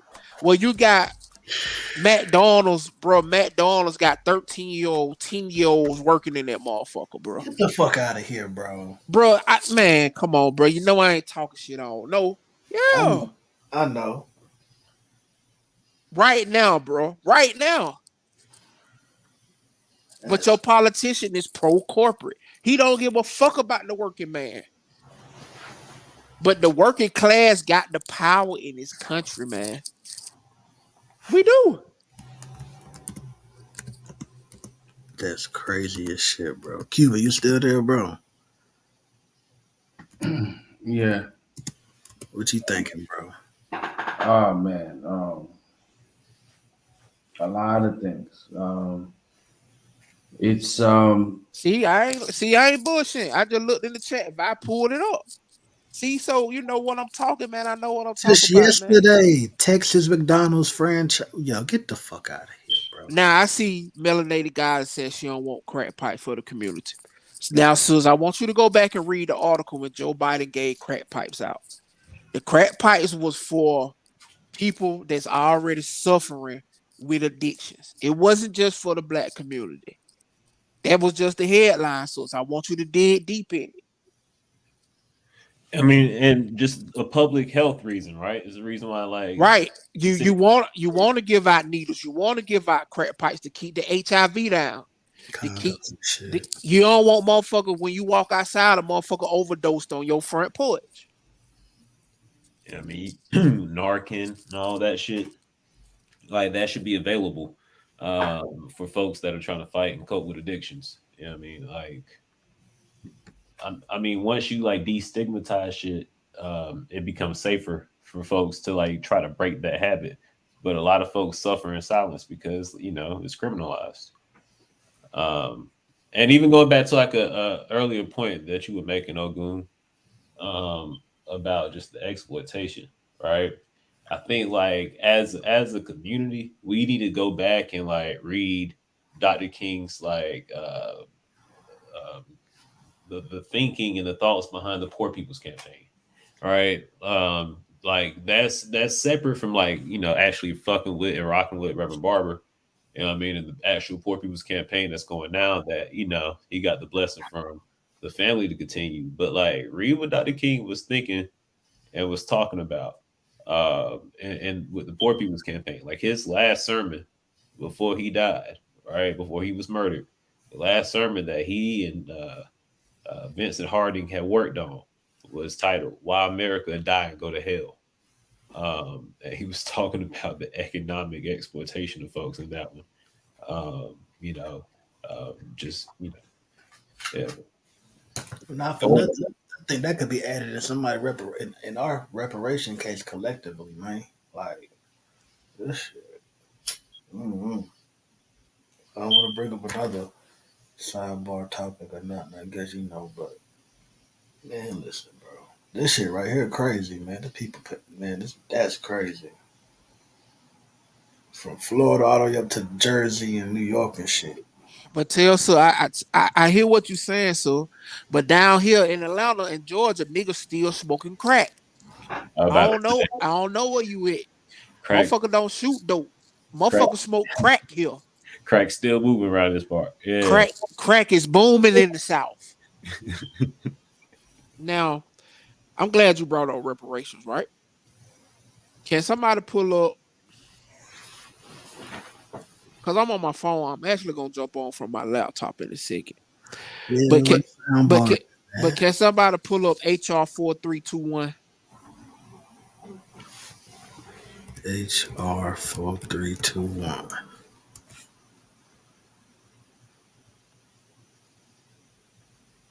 I'm about to share this. Hold on, I'm coming. Reparations bill, right? Yep. I'm coming.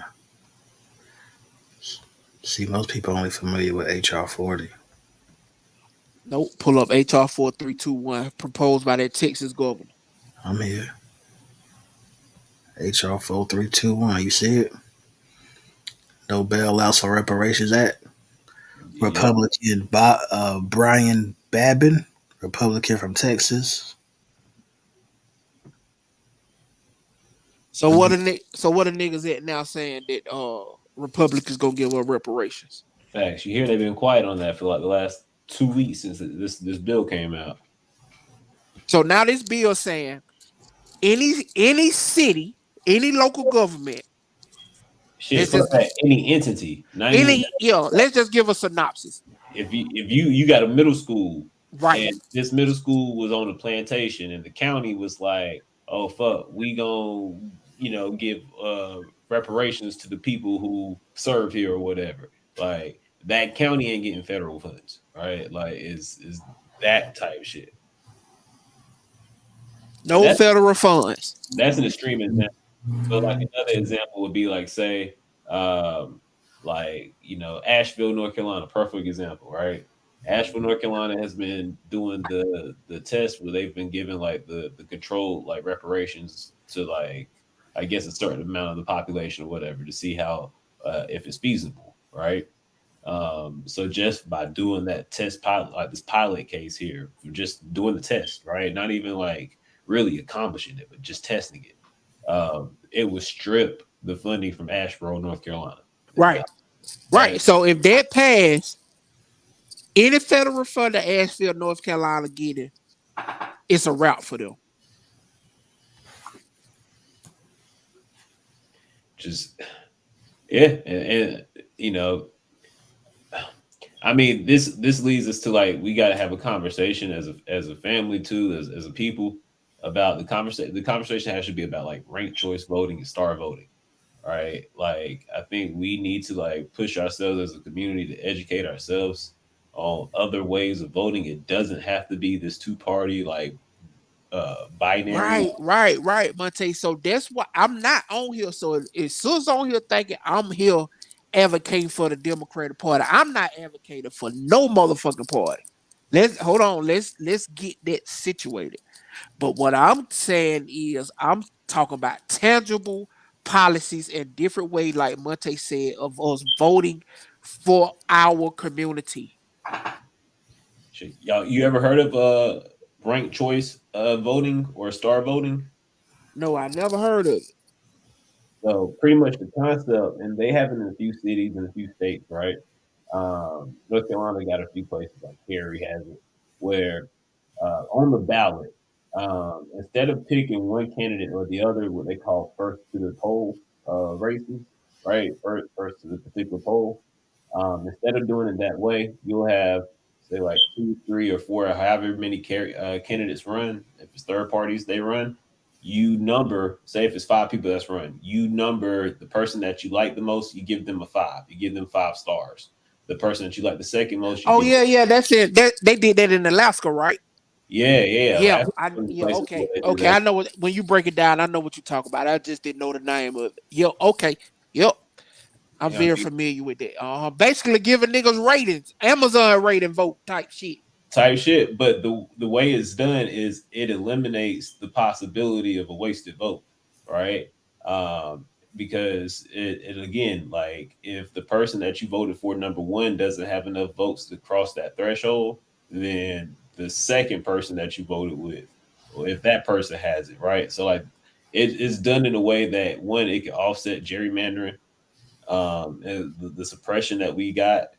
Like we just creatively need to come together as a community and find like what the fuck we need to advocate and like shit bigger than reparations. Right. Hold on. Somebody behind in the back chat too, those. Oh, so back there, yeah.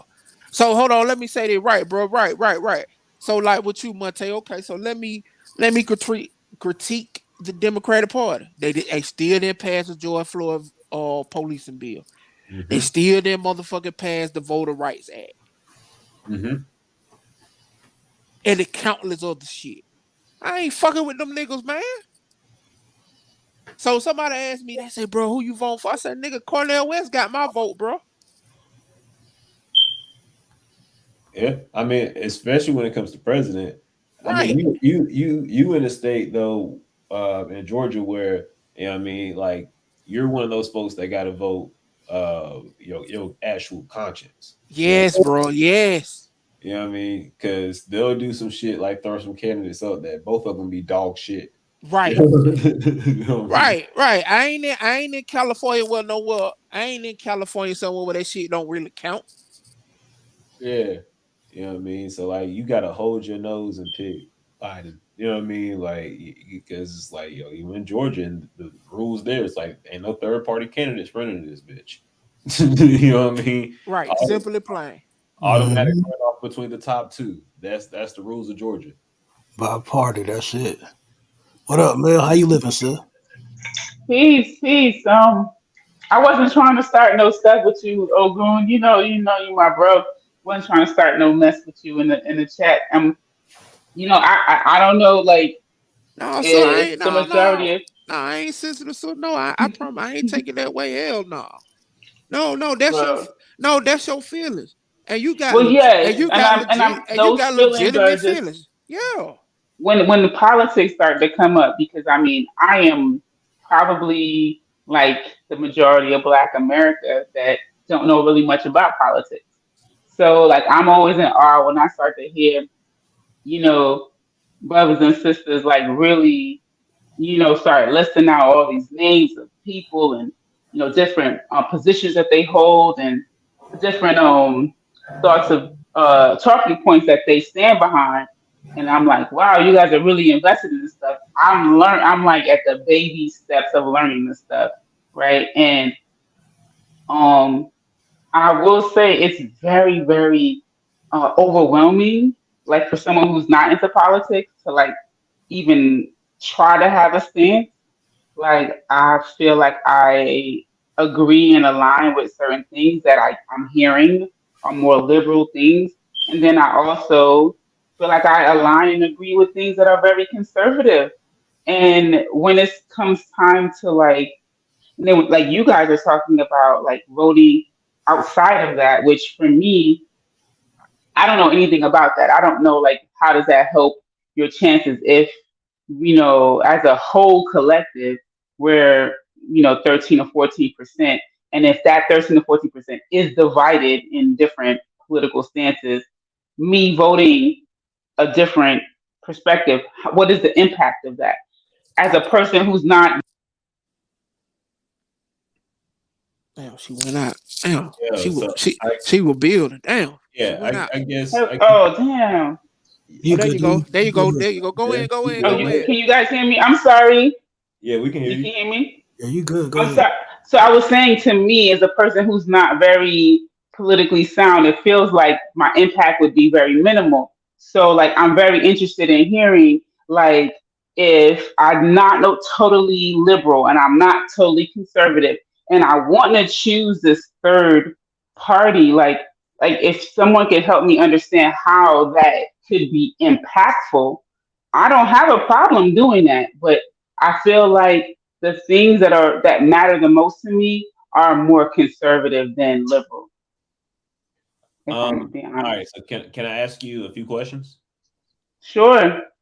Do you believe that healthcare should be free regardless of income, status, who you are, where you're from, or your religion, or anything like that? Do you believe healthcare should be free in this country?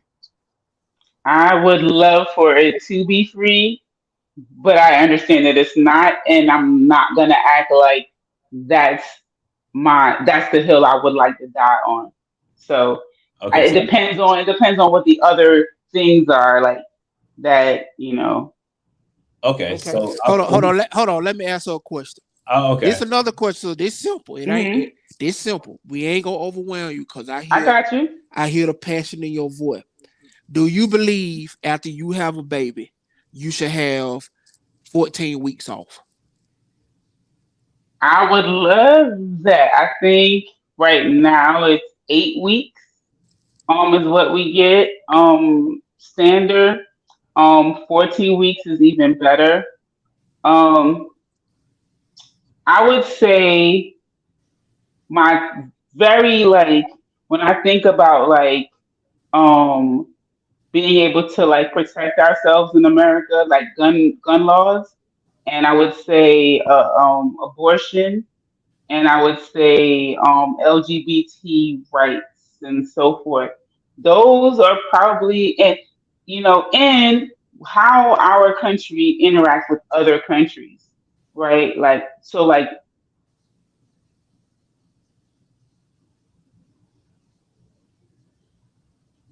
Damn, she went back out. So just in the politics of it, right? And this is hello. Okay, I don't I'm know if sorry. y'all can hear me, Yeah, we can hear you. but go ahead, go ahead. I hope you guys heard me. I don't want to Yeah, keep no, going we this heard you. No, No. this is Okay.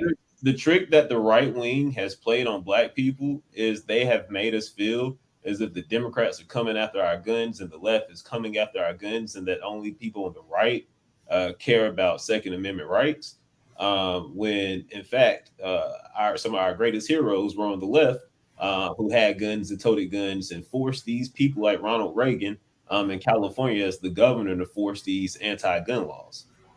Right. So like the champions of conservatism and these pro 2A people that worship at the altar of Ronald Reagan, absolutely silent when it came to disarming Black folks.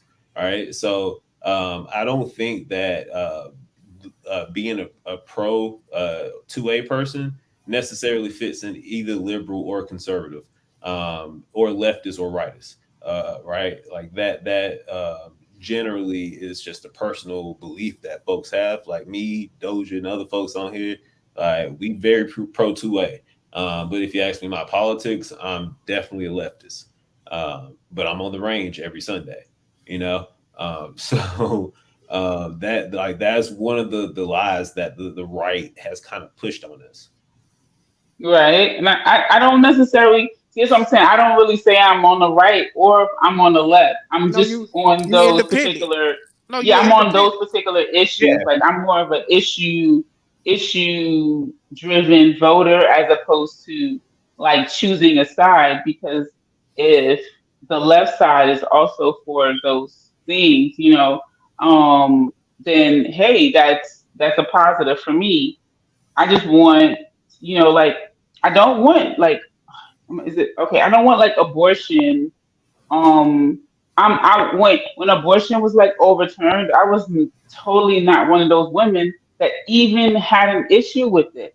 Like I don't feel like it's men taking away our rights. I don't feel like, I feel like it's as Black people, us returning back to our natural way of being, right? And I don't think that, abhorring motherhood is something that's natural to African women.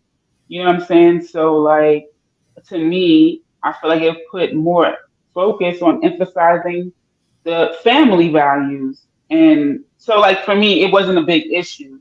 And I know like on the left, like it was like, oh my God, it was like, World War III. You know what I'm saying? Like it was a Okay, big so issue. All right. so So okay, so go ahead. so let me go back. So let me build with you.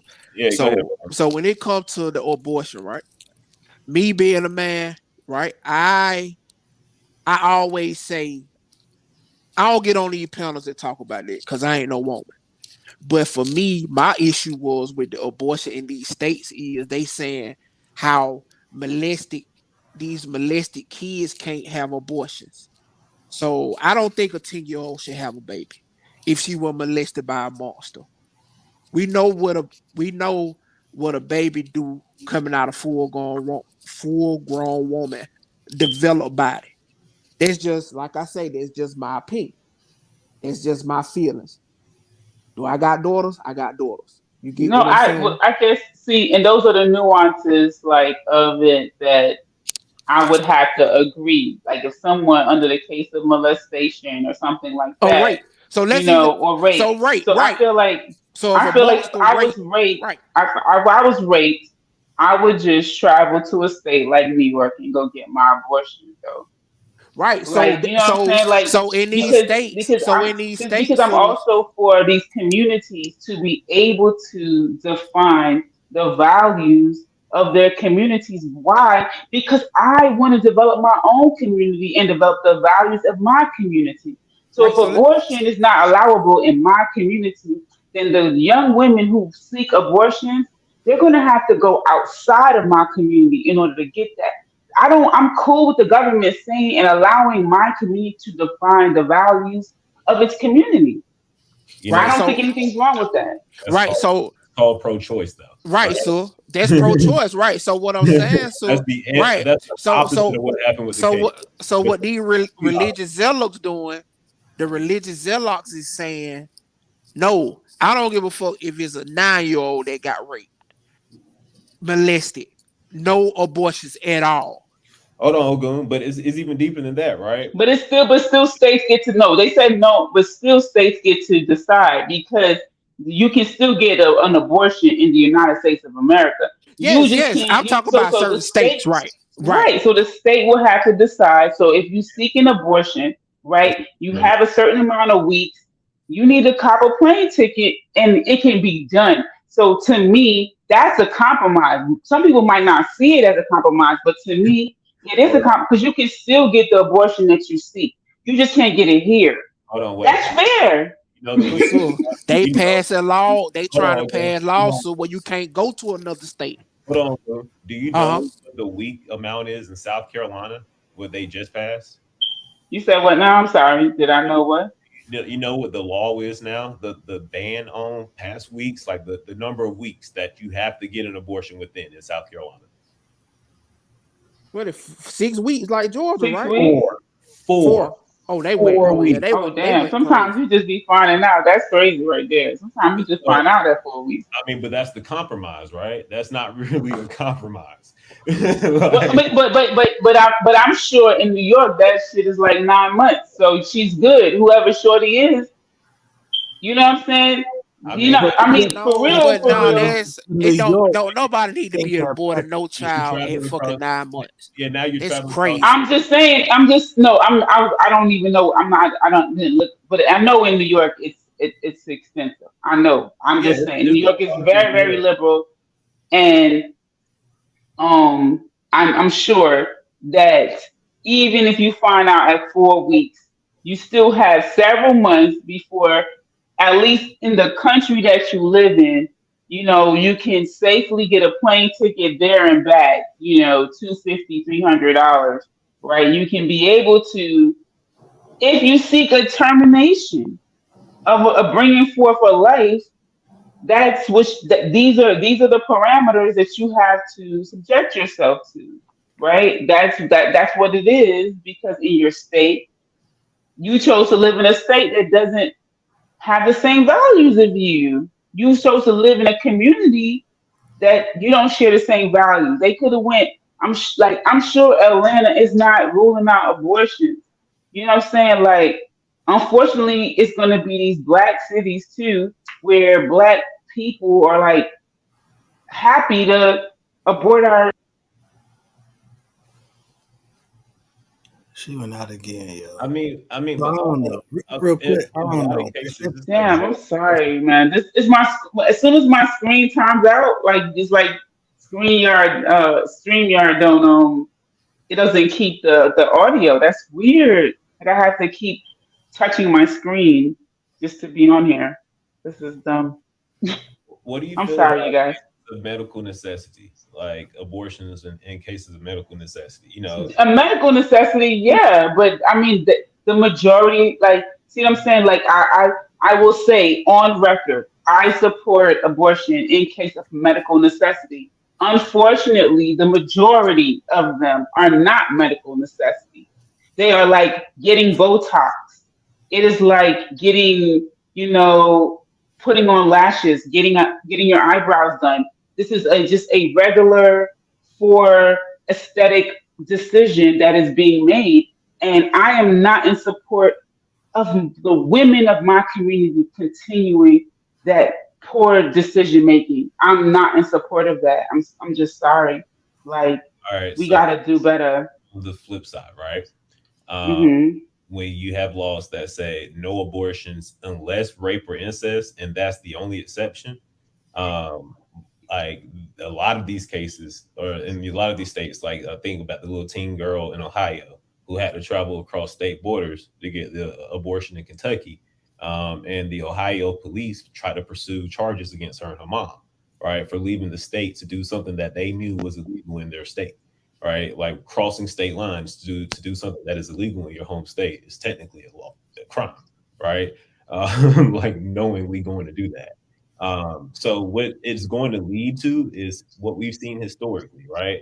Like if people can't get access to abortions in the safe and legal procedure, like way, people are going to take matters into their own hands, which leads to a lot of dangerous shit that's going to happen, and people are going to get hurt, right? So I think that the best way that we probably could have handled that, right? For folks in your community that you're around, yeah, like that's a decision that you can make. If like you don't like abortion, don't get one, right? But like for all the cases to say the only two, Nah, I don't really think I mean this I still don't think that the majority, so the reality is the majority of abortions are not for like teenage girls anymore. Like the data doesn't support that. The majority of abortions are with young adult women, women who are over the age of 18 till about early 30s. That is the majority of women who are actually getting abortions.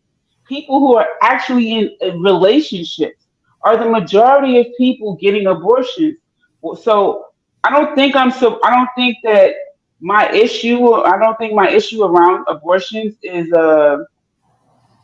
like me coming against young girls who have been molested by their uncles and they're 10 and they're 11 and they're 12. That's not the majority of abortions anymore, right? That might have been the data in the 1980s and the 90s, but it's not in 2023, 2019, 2018. That's not what the data supports. So when I'm saying this culture of just, this free life, this like, oh, I'm just gonna out there just doing my own thing. Oh, I got pregnant. Oh, I can just, pay a couple $100s and get an abortion. Well, then now it's maybe might be like $1,000 because that includes a plane ticket, right? Let's see how much you busted wide open now.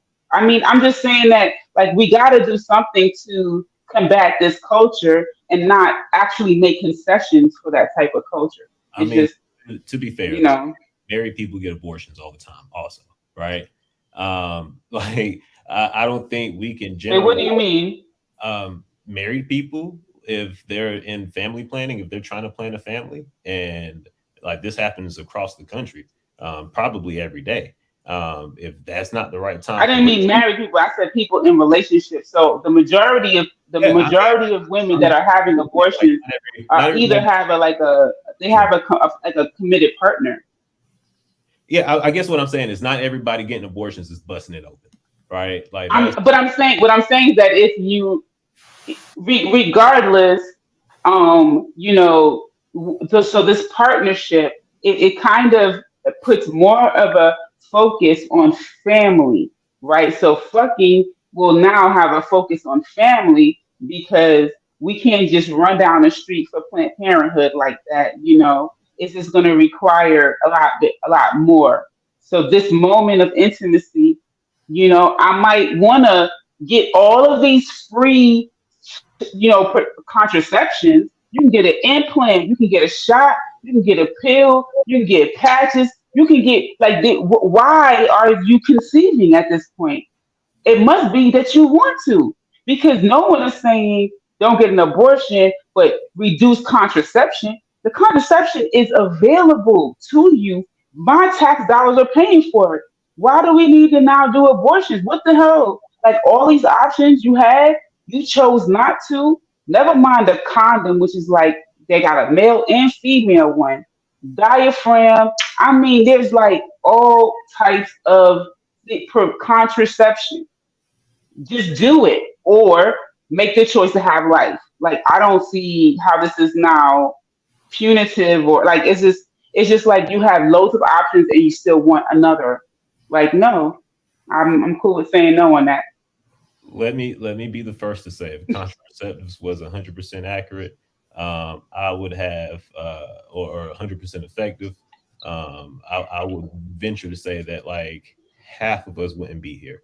But 100% and 98%, I mean, like it when like most things that we utilize are like 90 to 90, like 90 and up percent effective, and we feel very comfortable with using them. Right? Nothing that we utilize is 100% effective. Meanwhile, we entrust our lives to it. Like I don't think that that's because you specifically said 100%, right? So yeah, condoms are around 98%. So that means 98% of the time you shooting up a club, shorty is not getting pregnant. A lot of men are taking that risk at a 98% chance. They're very, very comfortable and confident. So the bammers that's saying, oh, there's a 2% chance, I might as well raw dog it. Those bammers deserve whatever the fuck they get. Because that's some stupid ass logic. You see what I'm saying? That's some stupid ass logic to say there's a 2% chance I could still get Shorty pregnant. I might as well just go up in it raw. What? Like, All right, so she should put your ass on child support. You deserve every bit of baby mama drama that you get. Just like Shorty deserves whatever shit that this dude get because a 2% chance she decided to just let him just dive up in the pool with no fucking floaties. Well, he's sunk in that bitch and you're pregnant. That's it. Like, I don't understand this coddling of decision making, especially for people who are they over 18, they can join the damn military. We give them a M16 service rifle. They can vote, decide who's going to lead the country. They can utilize a vehicle. Well, goddamn it, he shot your club up. You was busting around in the room. Some shit got shot up. You got a baby. Yeah, you're a fully functioning adult. Like, you made the choice. That's what you do. That's what you did. So, do you believe that the government should be able to fundamentally regulate your choices? I believe that when I put myself in a position of dependency, then I can't just say, I want to depend on you for this, but I'm not going to depend on you for that. That's how I'm going to answer that question. Okay. Yeah, I mean, I just feel like, with the exception of that particular point, I wouldn't describe you necessarily as conservative, or I think that you were pretty much in the consensus of normal folks. Yeah, she's independent, bro. She actually is the voter that count. She actually is the people that she actually are the person the politicians should pander to. Yeah, because like you can see my politics. I am in I'm saying if I'm feeding you, right? I'm clothing you, I'm educating you, I'm providing shelter for you. You want to be picky, and I'm like, yo, you putting too many mouths for me to feed. For real, for real. I get to regulate what happened. Why you gave me the power. You're freaking sucking on my blood right now. How I can't tell you with the speed of the blood, or I should be able to regulate everything around you. So if I want to say you can't do this for me, what is it I'm doing for myself? And if I'm not, then I don't get to make the rules. So I'm not going to say like I have an issue with all of the rules for real, but I'm recognizing where our power lies. I don't feel these people are providing shelter. When we get to like dictate that, like, oh yeah, but I don't need my shelter in this way, and that's what we're doing. This is what we're creating. The people are commenting on the quality of the free shit they get.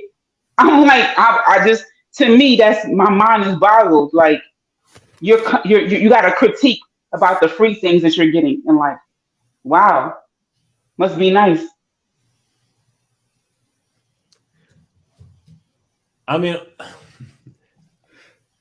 I ain't gonna hold. I don't know. Them talking points is borderline. I don't know. yeah, like that's it's very borderline authoritarian, and that's worrying me there. I mean, it's only when it's only when you encounter that. Like, if I'm talking about stuff I heard, I'm talking about actually hearing it. You see what I'm saying? Like, actually hearing the people complain. It's like I don't know, mate. Like, but for me, it's very uncomfortable. It's very uncomfortable, hearing my clients complain why they can't get more transportation funds, why we can't pay for this and that. Not like, thank you guys for paying for this so I can pay for that. No, like, that's very frustrating. I'm sorry if for you guys when you hear it, it sounds like I'm aligning with a certain mentality, but I'm a black person who's working. So when I'm looking at another black face and they fucking complaining, you gotta understand that shit hits differently.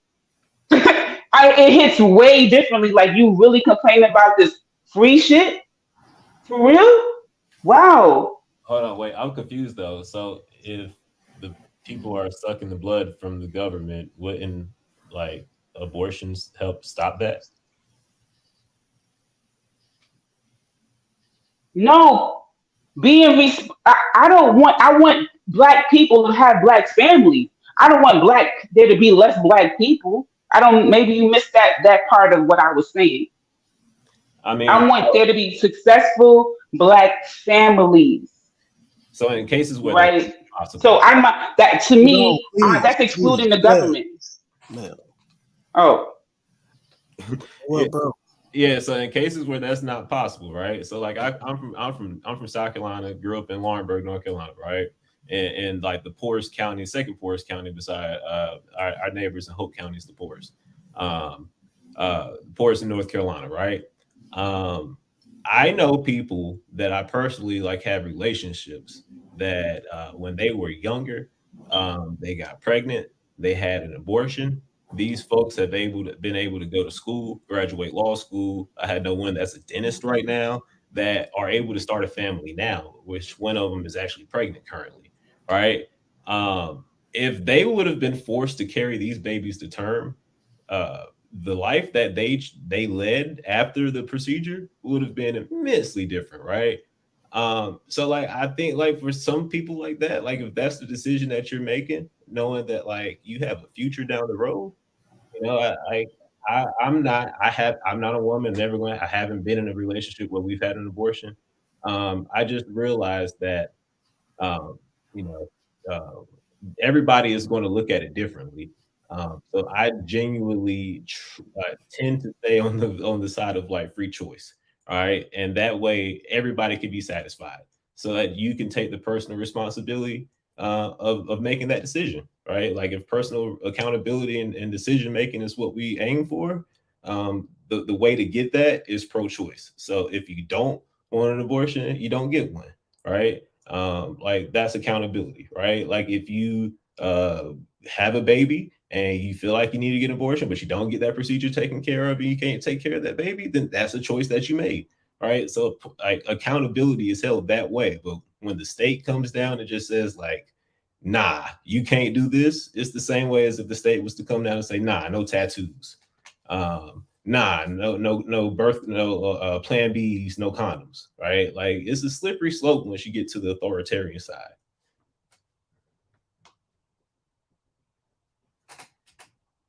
yeah, and I mean, like I think that Ogun said it best. I'm kind of more in the middle, and I'm not more so on the side of just just everything open, so that I'm cool with there being some level of restriction. Nowhere was I saying there to be no or total restriction.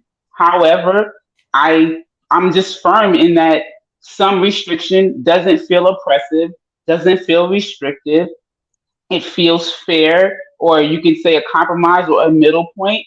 And for those who don't see it as a middle point, I respect their point of view, and hopefully mine is also respected. I'm definitely not total control, total like I don't care if the child is 8 years old, they should be forced to give birth, and like not like I don't want to be seen in that way. However, I just feel like with that extreme, you give a 32-year-old who this is her third time. There needs yeah, I think that I'm not cool with that. So it's for me to just also agree upon that feels like a conflict of my own personal values and morals, right? So when I'm presented with the worst case scenario, what about what data actually says?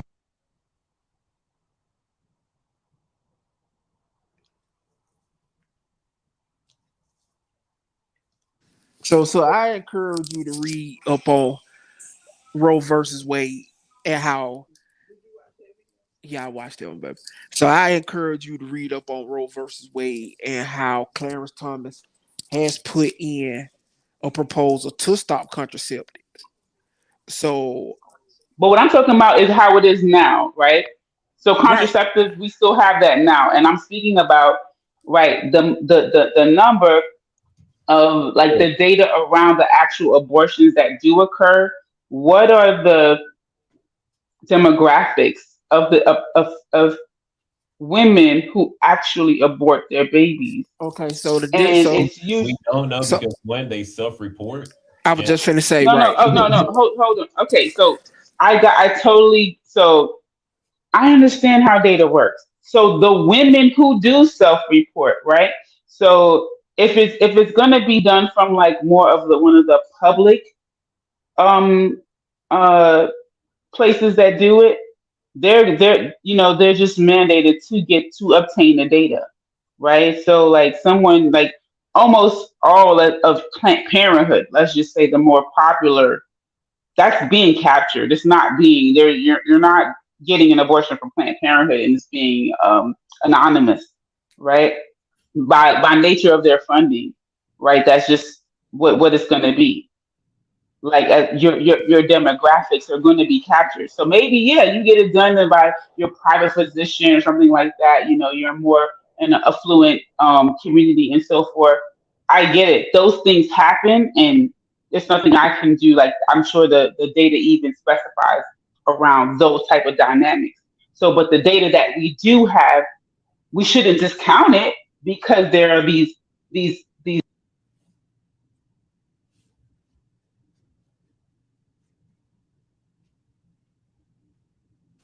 She went out.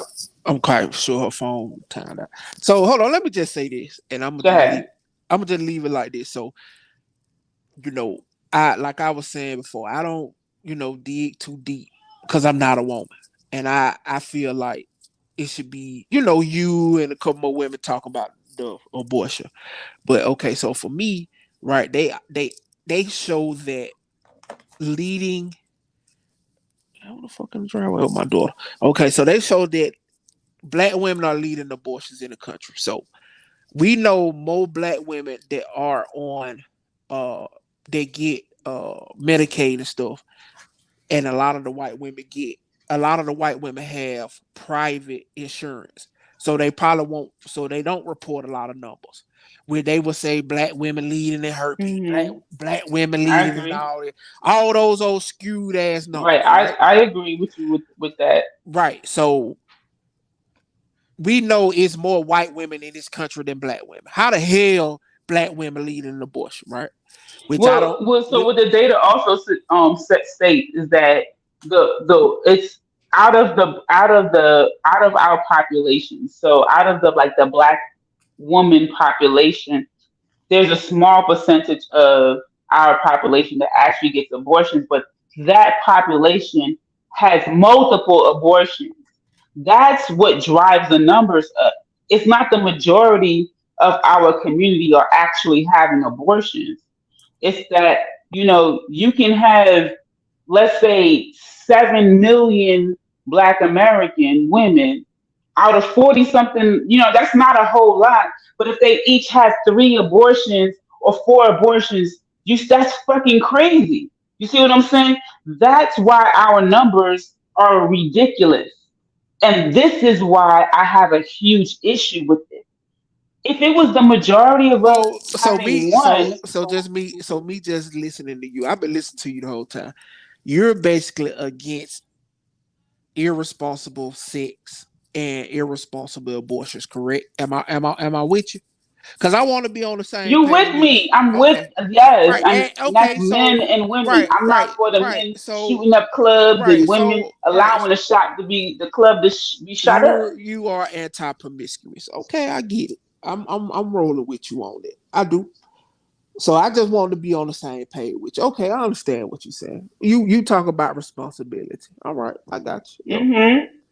And that's why I'm okay with siding with that. I'm not okay with siding with it in the cases of a child being violated by a fully fledged adult So being, listen. exploited. Yeah, that's why I'm. So what I'm Mhm. getting at. So what I'm getting at. I want you to see where I'm coming from.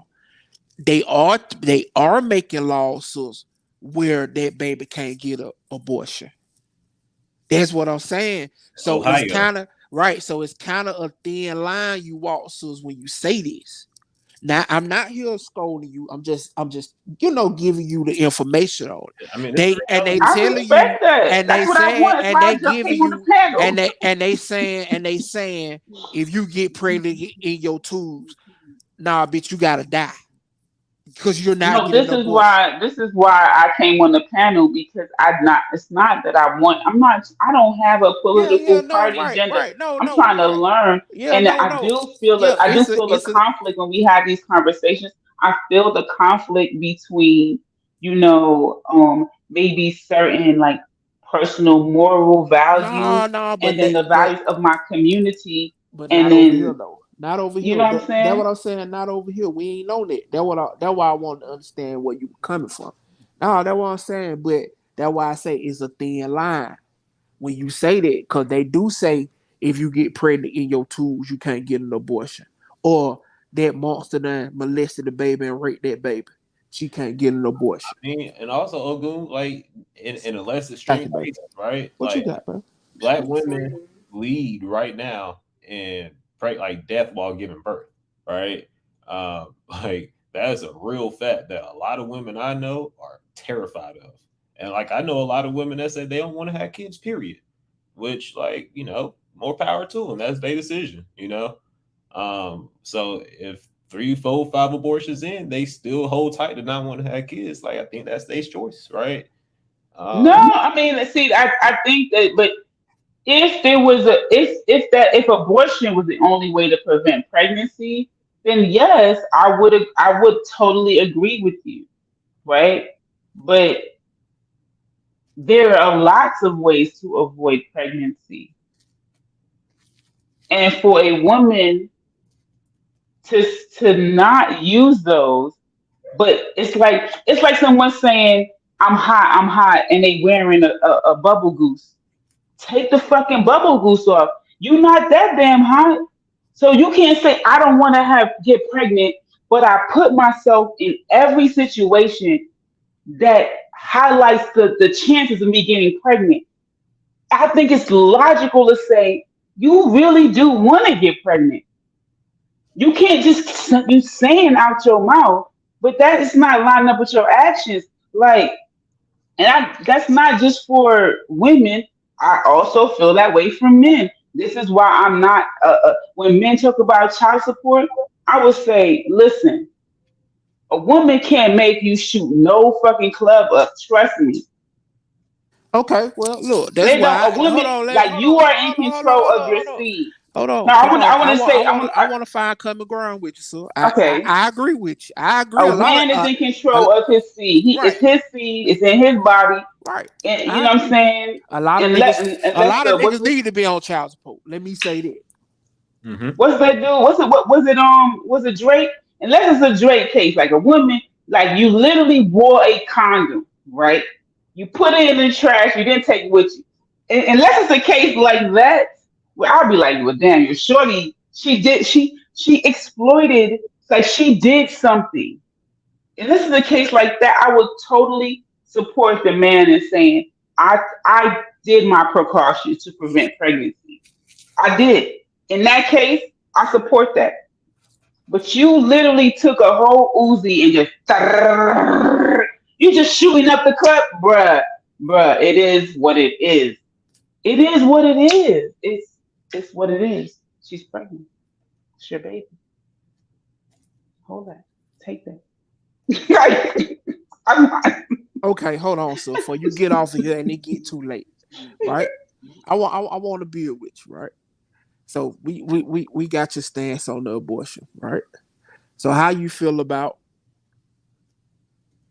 free college? I mean, free college. Like, I'm as a taxpayer, I'm gonna pay taxes for that. That's I'm cool with that. I used to live in the state of Georgia. You feel me? My taxes are a little bit higher. I know we had the Hope Scholarship, baby. We sending black people to college. I'm feeling good. You know what I'm Right. saying? I'm paying it. Okay. It was no problem whatsoever. Hope Scholarship, I'm down with it. I rock with it all day, every day. No problem. I agree with you. How do you feel about subsidizing oil companies? Like paying them to drill oil? I don't understand why that would be needed. Like I think as a taxpayer, I need to, especially since recently, and I could be mistaken, don't we that we have oil here in America? So like I don't understand why that's not being utilized. So like Yeah, you're right. I need You're to right. like No, you are. I'm You're oh no, right. I'm right. Okay. I thought I was maybe Okay. because I'm telling you, I'm really operating from like a novice. I'm the novice. You fine. Everybody who don't know shit No. about politics, right? If you knew America had oil, you ain't no novice. Let me see if I can find these numbers for you real quick. How much was the oil subsidies for last year? Yeah, no, but I'm a novice because I'm one of those people that like some stuff that I hear on YouTube, I'll be like researching. I'll be like, what the fuck they talking about? I'm gonna look that up. Duh, duh. And some stuff I'll be like, yeah, I had heard, you'd be like, I heard it. You only heard that shit on YouTube. Right. I got you. Yeah. So I'm literally on like I heard. So okay, I could be wrong. Go ahead. Last year, we gave the oil companies $1 trillion in bailouts. They were able to make a record $5 trillion in profit.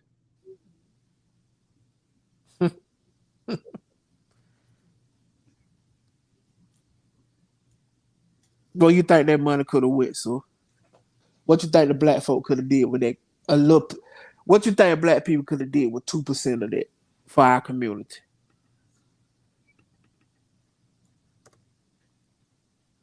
She must have went. She probably on her phone. Oh my! I'm so sorry. No, you good. I have an Stop. Android, you guys. No, you good. What you think? I don't know. So I was saying I don't know what percentage of he said it was 5 trillion. How much did the people contribute? 1 trillion? 1 trillion? We gave them $1 trillion and they made $5 trillion in profit. Okay, they made 5 trillion in profit.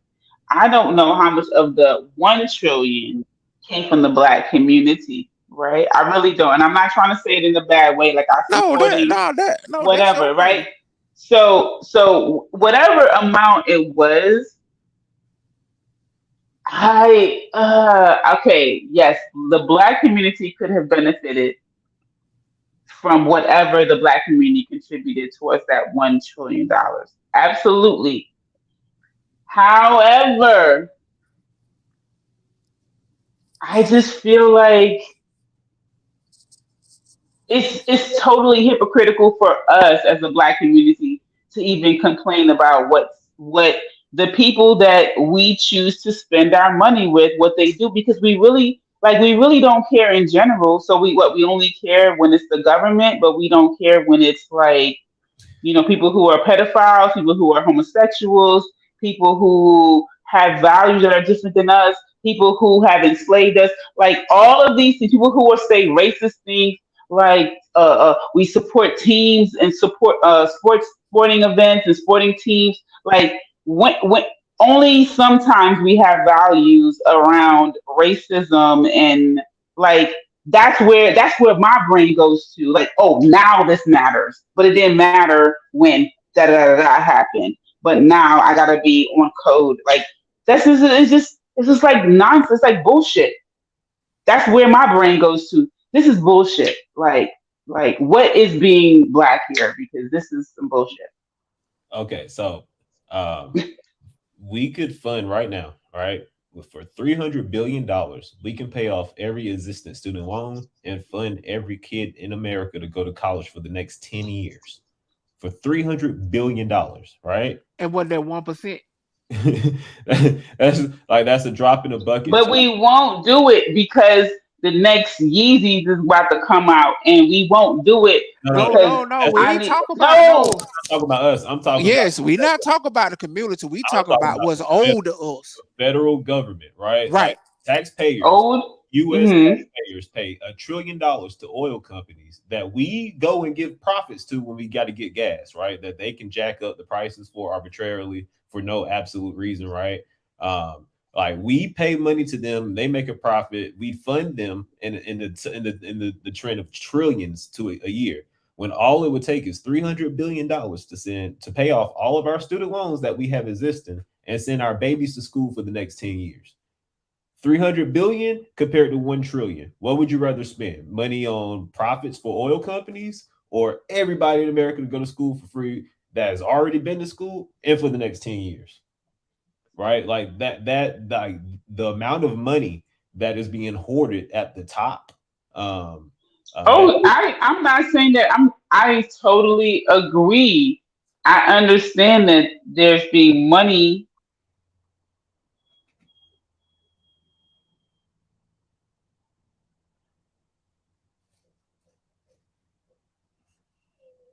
she went out again. Microphone check. I can hear you now.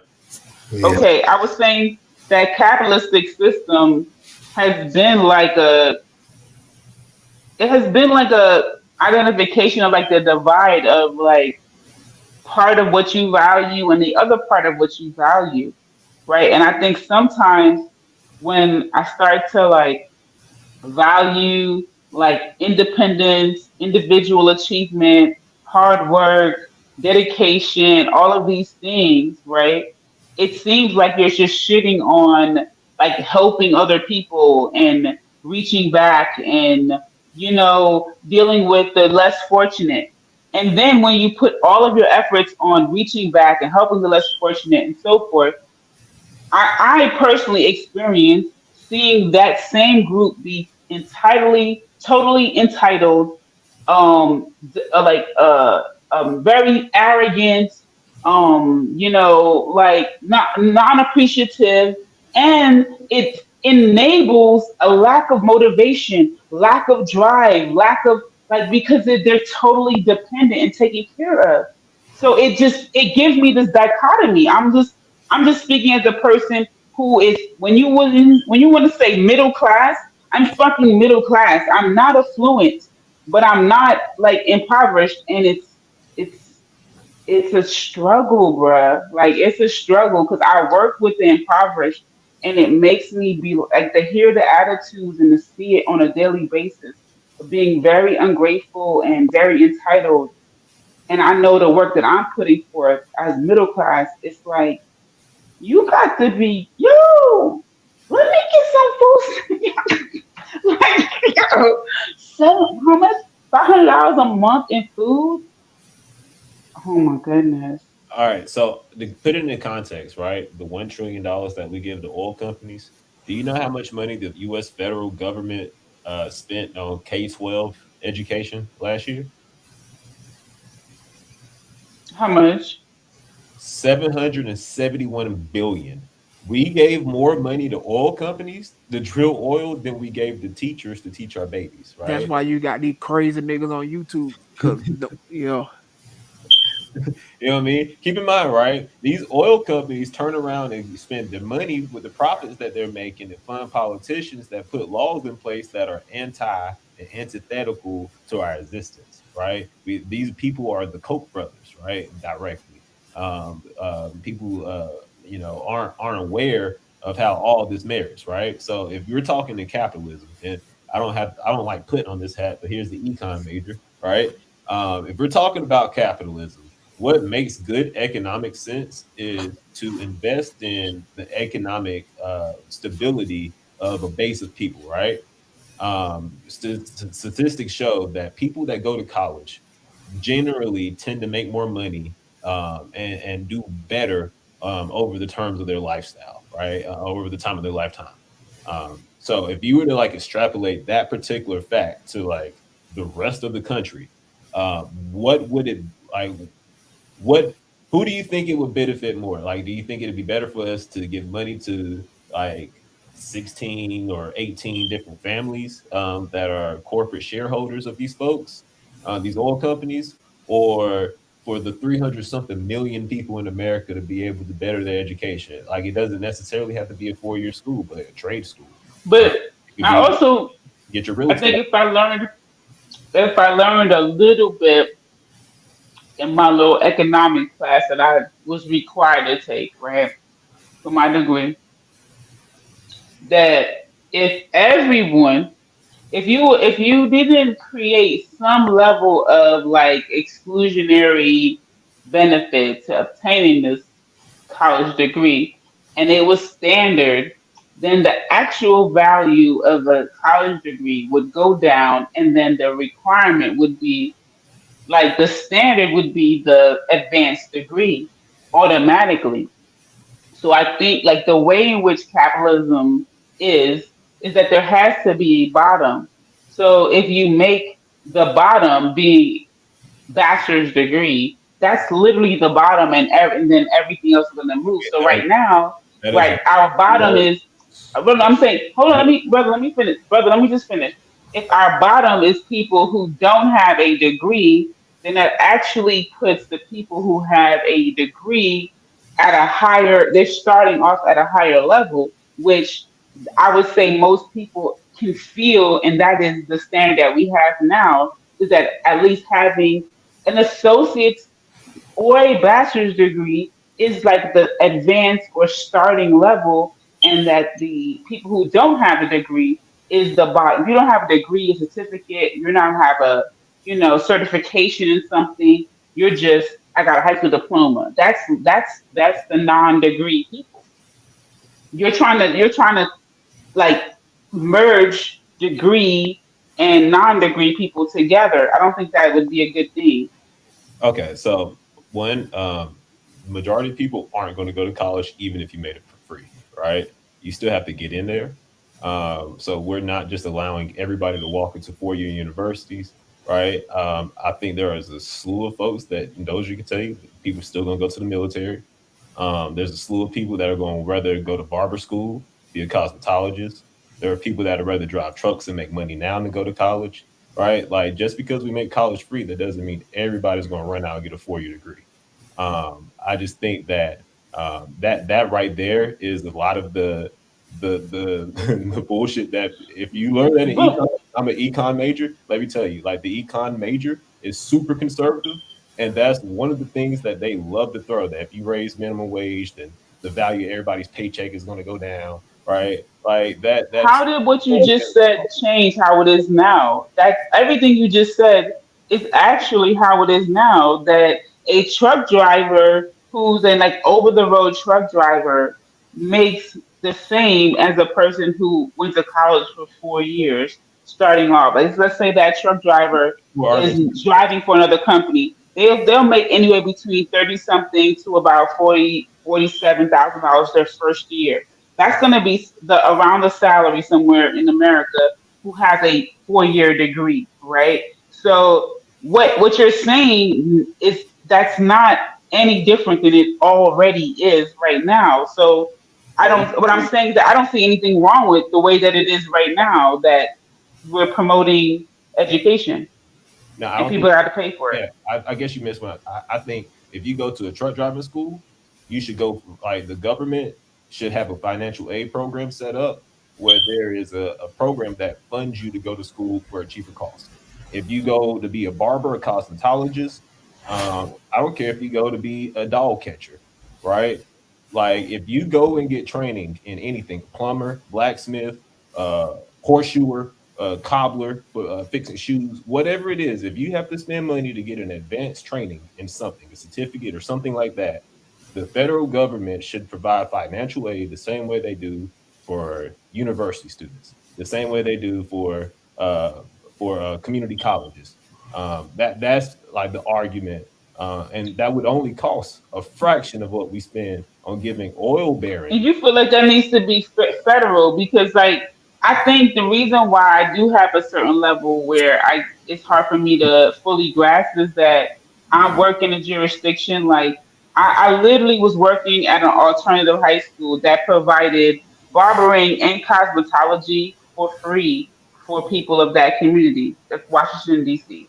Right? So it's my exposure to this is a little bit different. Where I'm like, people can get who if you have that need, yeah, you might. I'm not gonna grant it. You might have to travel across city. Yeah, this might not be like up the street from your house. Like, yeah, you might have to travel across city to wherever this program is offered, but it is offered and at if not free, I think it was free, if I'm not mistaken. Definitely, I think it was free. I don't think our students pay for the schooling. So you're coming in for free. Like, I think that would be something that locally people can say, this is what we value, and this is what we would like to see, how we want to use our dollars. I don't know if that's a federal thing for the federal government to mandate, how communities want to, That wouldn't be. how can we want to identify as what's important for that community. Yeah, that wouldn't be a mandate. The government extending financial aid to folks wouldn't be a mandate. The government extending financial aid to folks will be a stimulus package. It'll be a free check. Like Dozier, when you were No, what I'm saying is that what I'm saying is that, like, is there not financial aid extended now, or is it only for certain things? Absolutely not. Dozier, like, it's private funding, correct, for truck school, right? What was that, brother? I missed it. I said for truck driving school, you got to fund your own self, right? No. It depends on the route. There's a WIOPA program, but within that, you got to pay. Like, it's up front at first, but then you got to just pay it back. Got to sign a contract, shit like that, and then pay it back. I think People coming straight from jail, they don't got money to pay for themselves. They get to go to trucking school. The government is definitely paying for things. Like, I would say to think that the government is not, like, the government is paying for things. When they got welfare to work, those are for programs. If you want to go for training, you specify the training, the government will pay for the training. That's like, so when people say, like, oh, now, she took welfare, I can't be in a home. If you're a man in the home and your home is getting section, I mean, I also like want to hold, like, it might be a difference between states, right? So, like, for instance, if you say you're in DC, which isn't a state, right? That's a federal territory. Jurisdiction. It's a jurisdiction. I'm not in DC. I'm in the area, but I'm not in DC. But go ahead. Okay, so everything that DC has is either by the city of DC or federal, right? Right.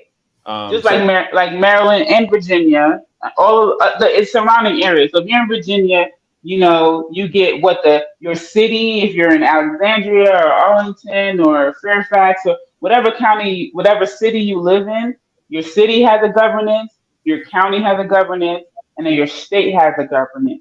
Correct. Right? And that would be different than DC. Correct. Right. All right. So in the case of everywhere, for instance, I'll give you a random place, Maxton, North Carolina, right?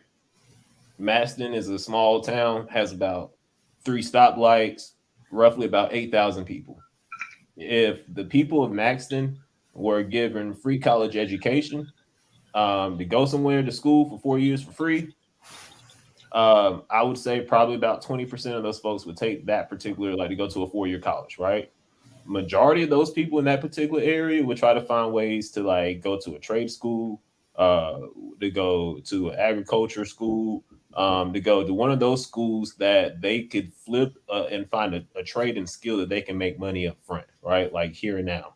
I think for those people that don't want to go to 2-year schools or 4-year schools, the same way we give financial aid to, like, me, for instance, I got financial aid. I went to college for free. The same way I went to college for 4 years for free. People that want to be a truck driver, they provide a benefit to our society, right?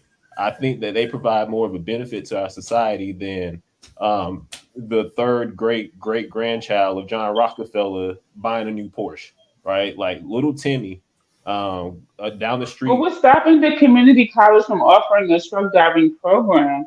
I mean, right? Because what I'm saying is that those are like small fixes to like whether or not if the federal government is going to fund it, right? Because the federal government will fund programs that are offered by the institutions that it already has contracts with providing funding for. So all we need, because like I'm saying, in certain counties and certain places within the country, right, there are counties who have electrician programs part of the community college. They have carpentry programs. They have Yeah, I'm familiar welding with community. programs that are Correct. part of those community. So what I'm saying is that once you apply for your Pell Grant, right, which is a grant that the federal government funds, it will fund that welding program, that same. So what I'm saying is that it can be like kind of confusing when you're expressing this as if people can't get funding for trade schools when they I can, think depending on where you are in the country. I would agree with you, depending on, like you literally stated some, and I'm not trying to say like I'm not listening to you. You stated some areas within North Carolina that you cannot, based off of that jurisdiction's the way it's written, and I would agree.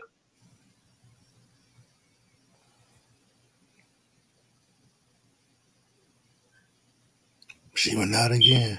yeah, I guess what I'm talking, like, there's to kind of clarify what I'm talking about. I'm not specifically talking about trade schools. I'm talking about careers that's outside of the 2 year, which is a trade I school. got you. Well, all of those, I support you in saying the jurisdictions where it those are barriers to make those alterations that it could be offered within those institutions that the federal government does pay for. But I don't think that it's to say the federal government needs to fund these private institutions. Like if the private institutions, like if I'm a private therapist and I don't want to take Medicaid, I don't want the government to tell me I need to take Medicaid. So I think that there's there are therapists who take Medicaid, But that's then they that's something complete. I'm talking about no, purely. what I'm saying is that if there are institutions that don't accept government funding, they don't. But the ones that do, why not have government funding set slated for all aspects of government funding? So there are there are schools in the country that accept government funding for trucking. So I think the institutions that accept government funding, they need to also include trucking. They need to also include electricians. They need to also include cosmetology. They need to that I support that because you will accept government funding. So if not, you're discriminating against what majors you want to support. I think that's unfair. But I think that if there are institutions that don't accept government funding, they just don't. I think that that's also fair. Yeah, I just think as a society generally, we would benefit from is again keep just the prices right. Keep these prices in mind. $390 billion for sending people like that who's already been to school, paying off all their loans, and for the next 10 years to pay for anybody who choose to go to these schools for free, versus $1 trillion to a group of folks who are making money hand over feet, like a record $5 trillion profit, right? And that money does not come back to us at all. In fact, we make them more money every time we go to the pump. I think it benefits us more as a society to spend just a fraction of that $1 trillion instead of giving it to oil companies. Maybe we should give it to these institutions and make scholarships available and make it where folks can go to school. I mean, but that's like just the one particular issue, right? Like the whole another issue is about re-enfranchising felons, right? Like that's a whole nother argument because like God help folks who have a felony in this fucking country. Like we throw you to the wolves, right? like, like there are Yeah, people. as far as that trucking shit, most companies ain't even gonna fuck with a felon until 5 years after the fact. You can get some that do. CR England, but they're paying what 15 cents a mile. Which Hmm. to what I was playing while we was playing this video about the non fair wages and shit. It's like motherfuckers like rent is X amount of price. You know what I'm saying? It's not even livable type shit. You feel what I'm saying? So yeah, that shit crazy. Yeah, like just a fraction of the $1 trillion. Like, oh, like for instance, Ogun, right? Um, with $1 trillion, right? If I said, "Ogun, you're the mayor of Atlanta. I'm the president, right? And I'm gonna grant you however much a blank check right now to do one particular program in Atlanta. What would you create? Affordable housing. Easily solvable with $1 trillion. Matter of fact, we can do the numbers on how much it would cost to house every homeless person in the state of Georgia. I ain't even have to think about it. Affordable housing off the rip. Off the rip, bro. Let me see. To house homeless in Georgia. He just said 70,000 got evicted. 1 bedroom, 1,800. Minimum wage $7.50. So I'm seeing a figure here for $2.8 billion. We could end the homelessness in Georgia. 2.8 billion. I say I'm gonna give you $1 trillion. You got money to play with. And the exact number is 72,600 people in 7 months. Damn. So just $2 billion. We can put all those folks in homes, right? Houses.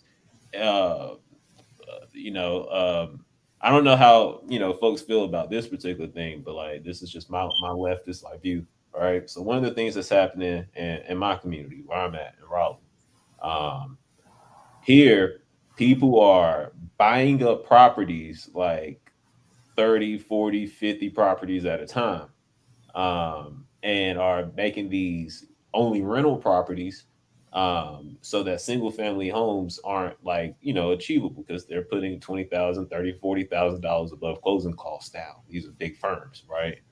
How do y'all feel about capping the amount of like homes, like venture capitalists should be able to like invest in communities?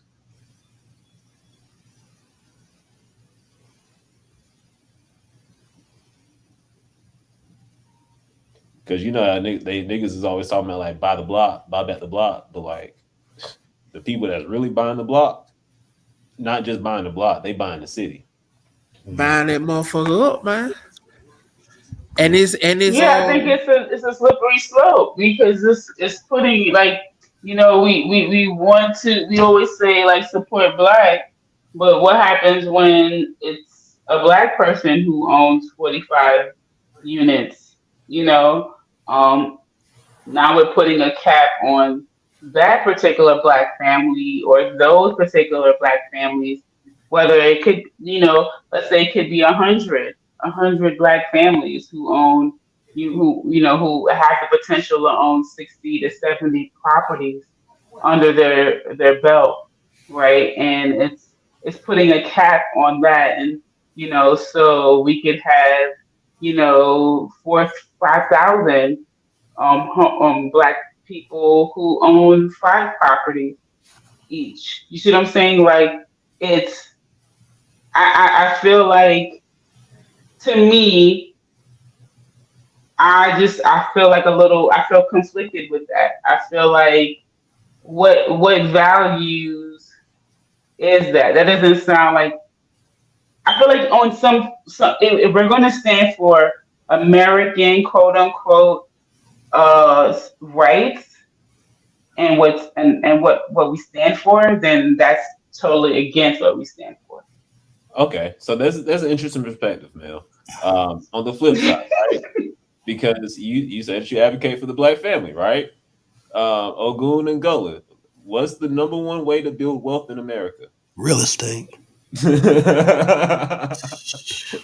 Right. So if single black families, or like not just single black families, but if like nuclear family, black family aren't able, middle class people aren't able to buy homes, how are we ever as a community ever going to build wealth? So yeah, I don't care if it's my daddy that owns 70 homes. I would cap that nigga for being able to own all that many homes, and people aren't able to build wealth as a community. Like right, and the majority of the houses and the majority of the realtors that own these houses in the United States are hedge funds. Yeah, so like, okay, so this is the thing. If I feel like if we're going to, so like, if the people, this is where I get conflicted. Because again, I don't care capping like these people like capping them on their homes. Yeah, they capping them on how many abortions they can have. But I'm just not saying we're going to cap being able to say I want to have a mind and I want to have a voice to say how much money you can make, but I can't say what you can do with your body. No, I'm able to say what I want to say and on what things I want to say it.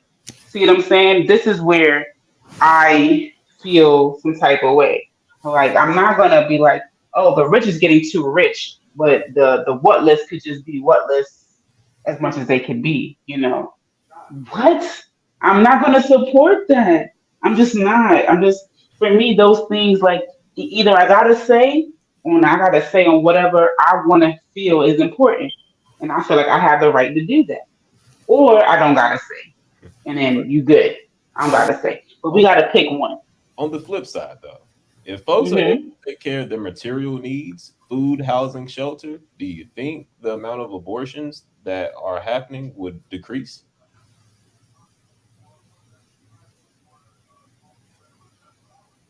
Just food for thought. I'm gonna give an example. I just saw this today. Angela Yee, right? She bought 30 properties, right? Or 30 apartments, some shit like that. Them apartments were for women who are fresh out of jail, right? So there's a cap. Either some of them ain't gonna get a crib or not gonna get a crib at all, because there is a cap. So I don't know. Hmm. When do when do black people buy in bulk like that and be like on some? Landlord shit, like slumlord shit. Yeah, nah. Like, I mean, like, you know, But why we gotta? Why do we gotta be necessarily slumlords? And so when someone person from another group does it, they have better intentions than us. That doesn't make sense. they're slumlords too. Like, the thing about So wait, so what makes you a slumlord is how many units you have, or is it how you actually treat I your don't think tenant? I think you misread what yeah, was going on, right? So you can't Yo, say, oh, you have 65 units, you now you're a didn't slumlord. even say that. Yeah, because No, I like, haven't even got a chance to say it. no, yeah, not you, Ogun, not you, I'm Ogun. not no gun. I was. no, what I'm Oh, saying, there are you companies, sound like right? Ogun. I'm sorry, my bad. For instance, right? There are companies This is God. like the Trump My estate, right? bad. Like Trump's rental properties, right? The companies and the houses that Trump had. There's documentaries about like his tenants having rats, roaches, lights that weren't working, water that was coming out brown.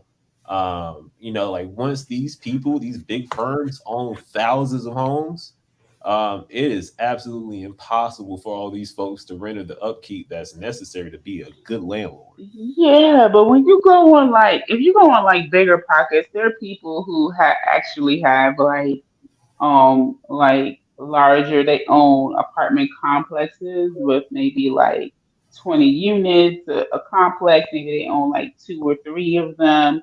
They might totally may have like 60 to 80 units under their belt, but there doesn't mean that makes them a slumlord because you have 60 units or 50 units. You see what I'm saying? I just you got Yeah, to be see, like, careful as like the size of I'm not your real talking estate about those. portfolio 50 units. equates to. Yeah, 50 units, you can hire a couple of managers to handle that. I'm not talking about those people. That's small fry. Okay, I'm talking okay. about people like Blackwater, like Berkshire Hathaway, right? Like those folks are the people that's buying up the cities that are being slumlords. Like the 60, 80 units that you're talking about, these like maybe like 10,000 people max that own like those type of units nationwide aren't the folks I'm talking about. The folks I'm talking about are the 20 to 30 people that are buying up thousands of homes, So foreclosing, all of that. so see, this is why I'm totally in the middle because I keep finding myself like aligning and agreeing with these like, and I'm not trying to be facetious when I say extreme case, but these are the like these are the examples that you guys are presenting to me, which would make me agree. And then, someone on the other side of the table would then present their, I would say, extreme case as well, that would also provide me to be like, okay, well, under those circumstances, right? So I really do feel like I'm kind of in the middle. I definitely am in the middle on a lot of issues, where I'm not for total government control and total government such and such. Meanwhile, I'm not against like some of it because I do see value in it. If your government reflects your values, and I think that when it doesn't, it's either time to either change your values or change your government. Like I'm not opposed to that. Like so that's I don't Okay, know. so let's I break don't it even down know. more. Go I guess ahead. housing is a big thing because most people won't buy houses, right? Like that's just realistic. Hmm. Insulin, for instance. A big debate that's happening right now is: do you think that the government should put a cap on the cost of insulin? And I guess that go for everybody. Like, Yeah, I like that level of government involvement. I totally support. I'm not in support of government. I'm just allowing big business to just run rampant because I'm aware of human nature. Like that's why even like again with the public reproductive laws, I feel like you just can't always trust people to just be people because who we as people have evolved in some ways morally in a more negative way. So we there needs to be some restriction. The same way with the business pertaining to the cost of medicine, and yeah, I support that. Like it shouldn't be these insulin companies because it's something that people are going to need just to live, right? So essentially, you feel like you can just sky's the limit. You can charge whatever. They're going to pay it. That's not right. It's just not right. okay, so Ogun, you hear this? I feel like Mel on the right path to being a good leftist. Um,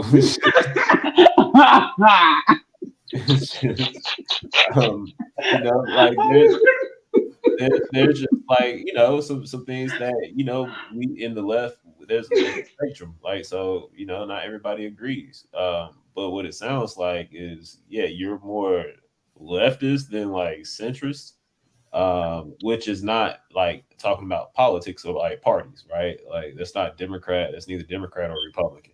All right, because some would argue that the Democratic Party is a center right party, right? So just in the sense of And if like, we started talking about what it means, what's a woman, you're gonna put my ass all the way on the right. Like these people got me messed up. I ain't a cis woman. I ain't a this. I'm a woman. I'm a natural woman. I'm a real woman. Those are the only terms I want to use pertaining to me. And that's the stuff that infuriates me with this um more humanistic um ideology or stuff that's being pushed. I'm totally not with all of those type of. I'm not with it at all. I'm not. You see what I'm saying? Like it just they done messed up. have you ever seen the political spectrum like graph with like the four quadrants? It's like split in the middle, like like a graph with four quadrants. On like the plus side, you'll have like a more of like an authoritarian leaning, like more like state control, big government style. Okay, Like authoritarian. conservative politic. To the bottom right, to the negative positive. Um, Hmm. wait, no, you run the jump. So it'd be the positive negatives to the positive negatives, the bottom right. That is the more like libertarian side. So conservative, but more of like uh, laissez faire, I guess, government, like lax government. Um, Mm, over, okay. over to your left, to like your top left, which is what your negative positive. You have, I believe that would be like your more of your like socialist type, like centrist type, kind of like center. Hold on, let me get an actual like graph in front of me because I'm trying to do it off memory. Um, Political spectrum chart. Okay.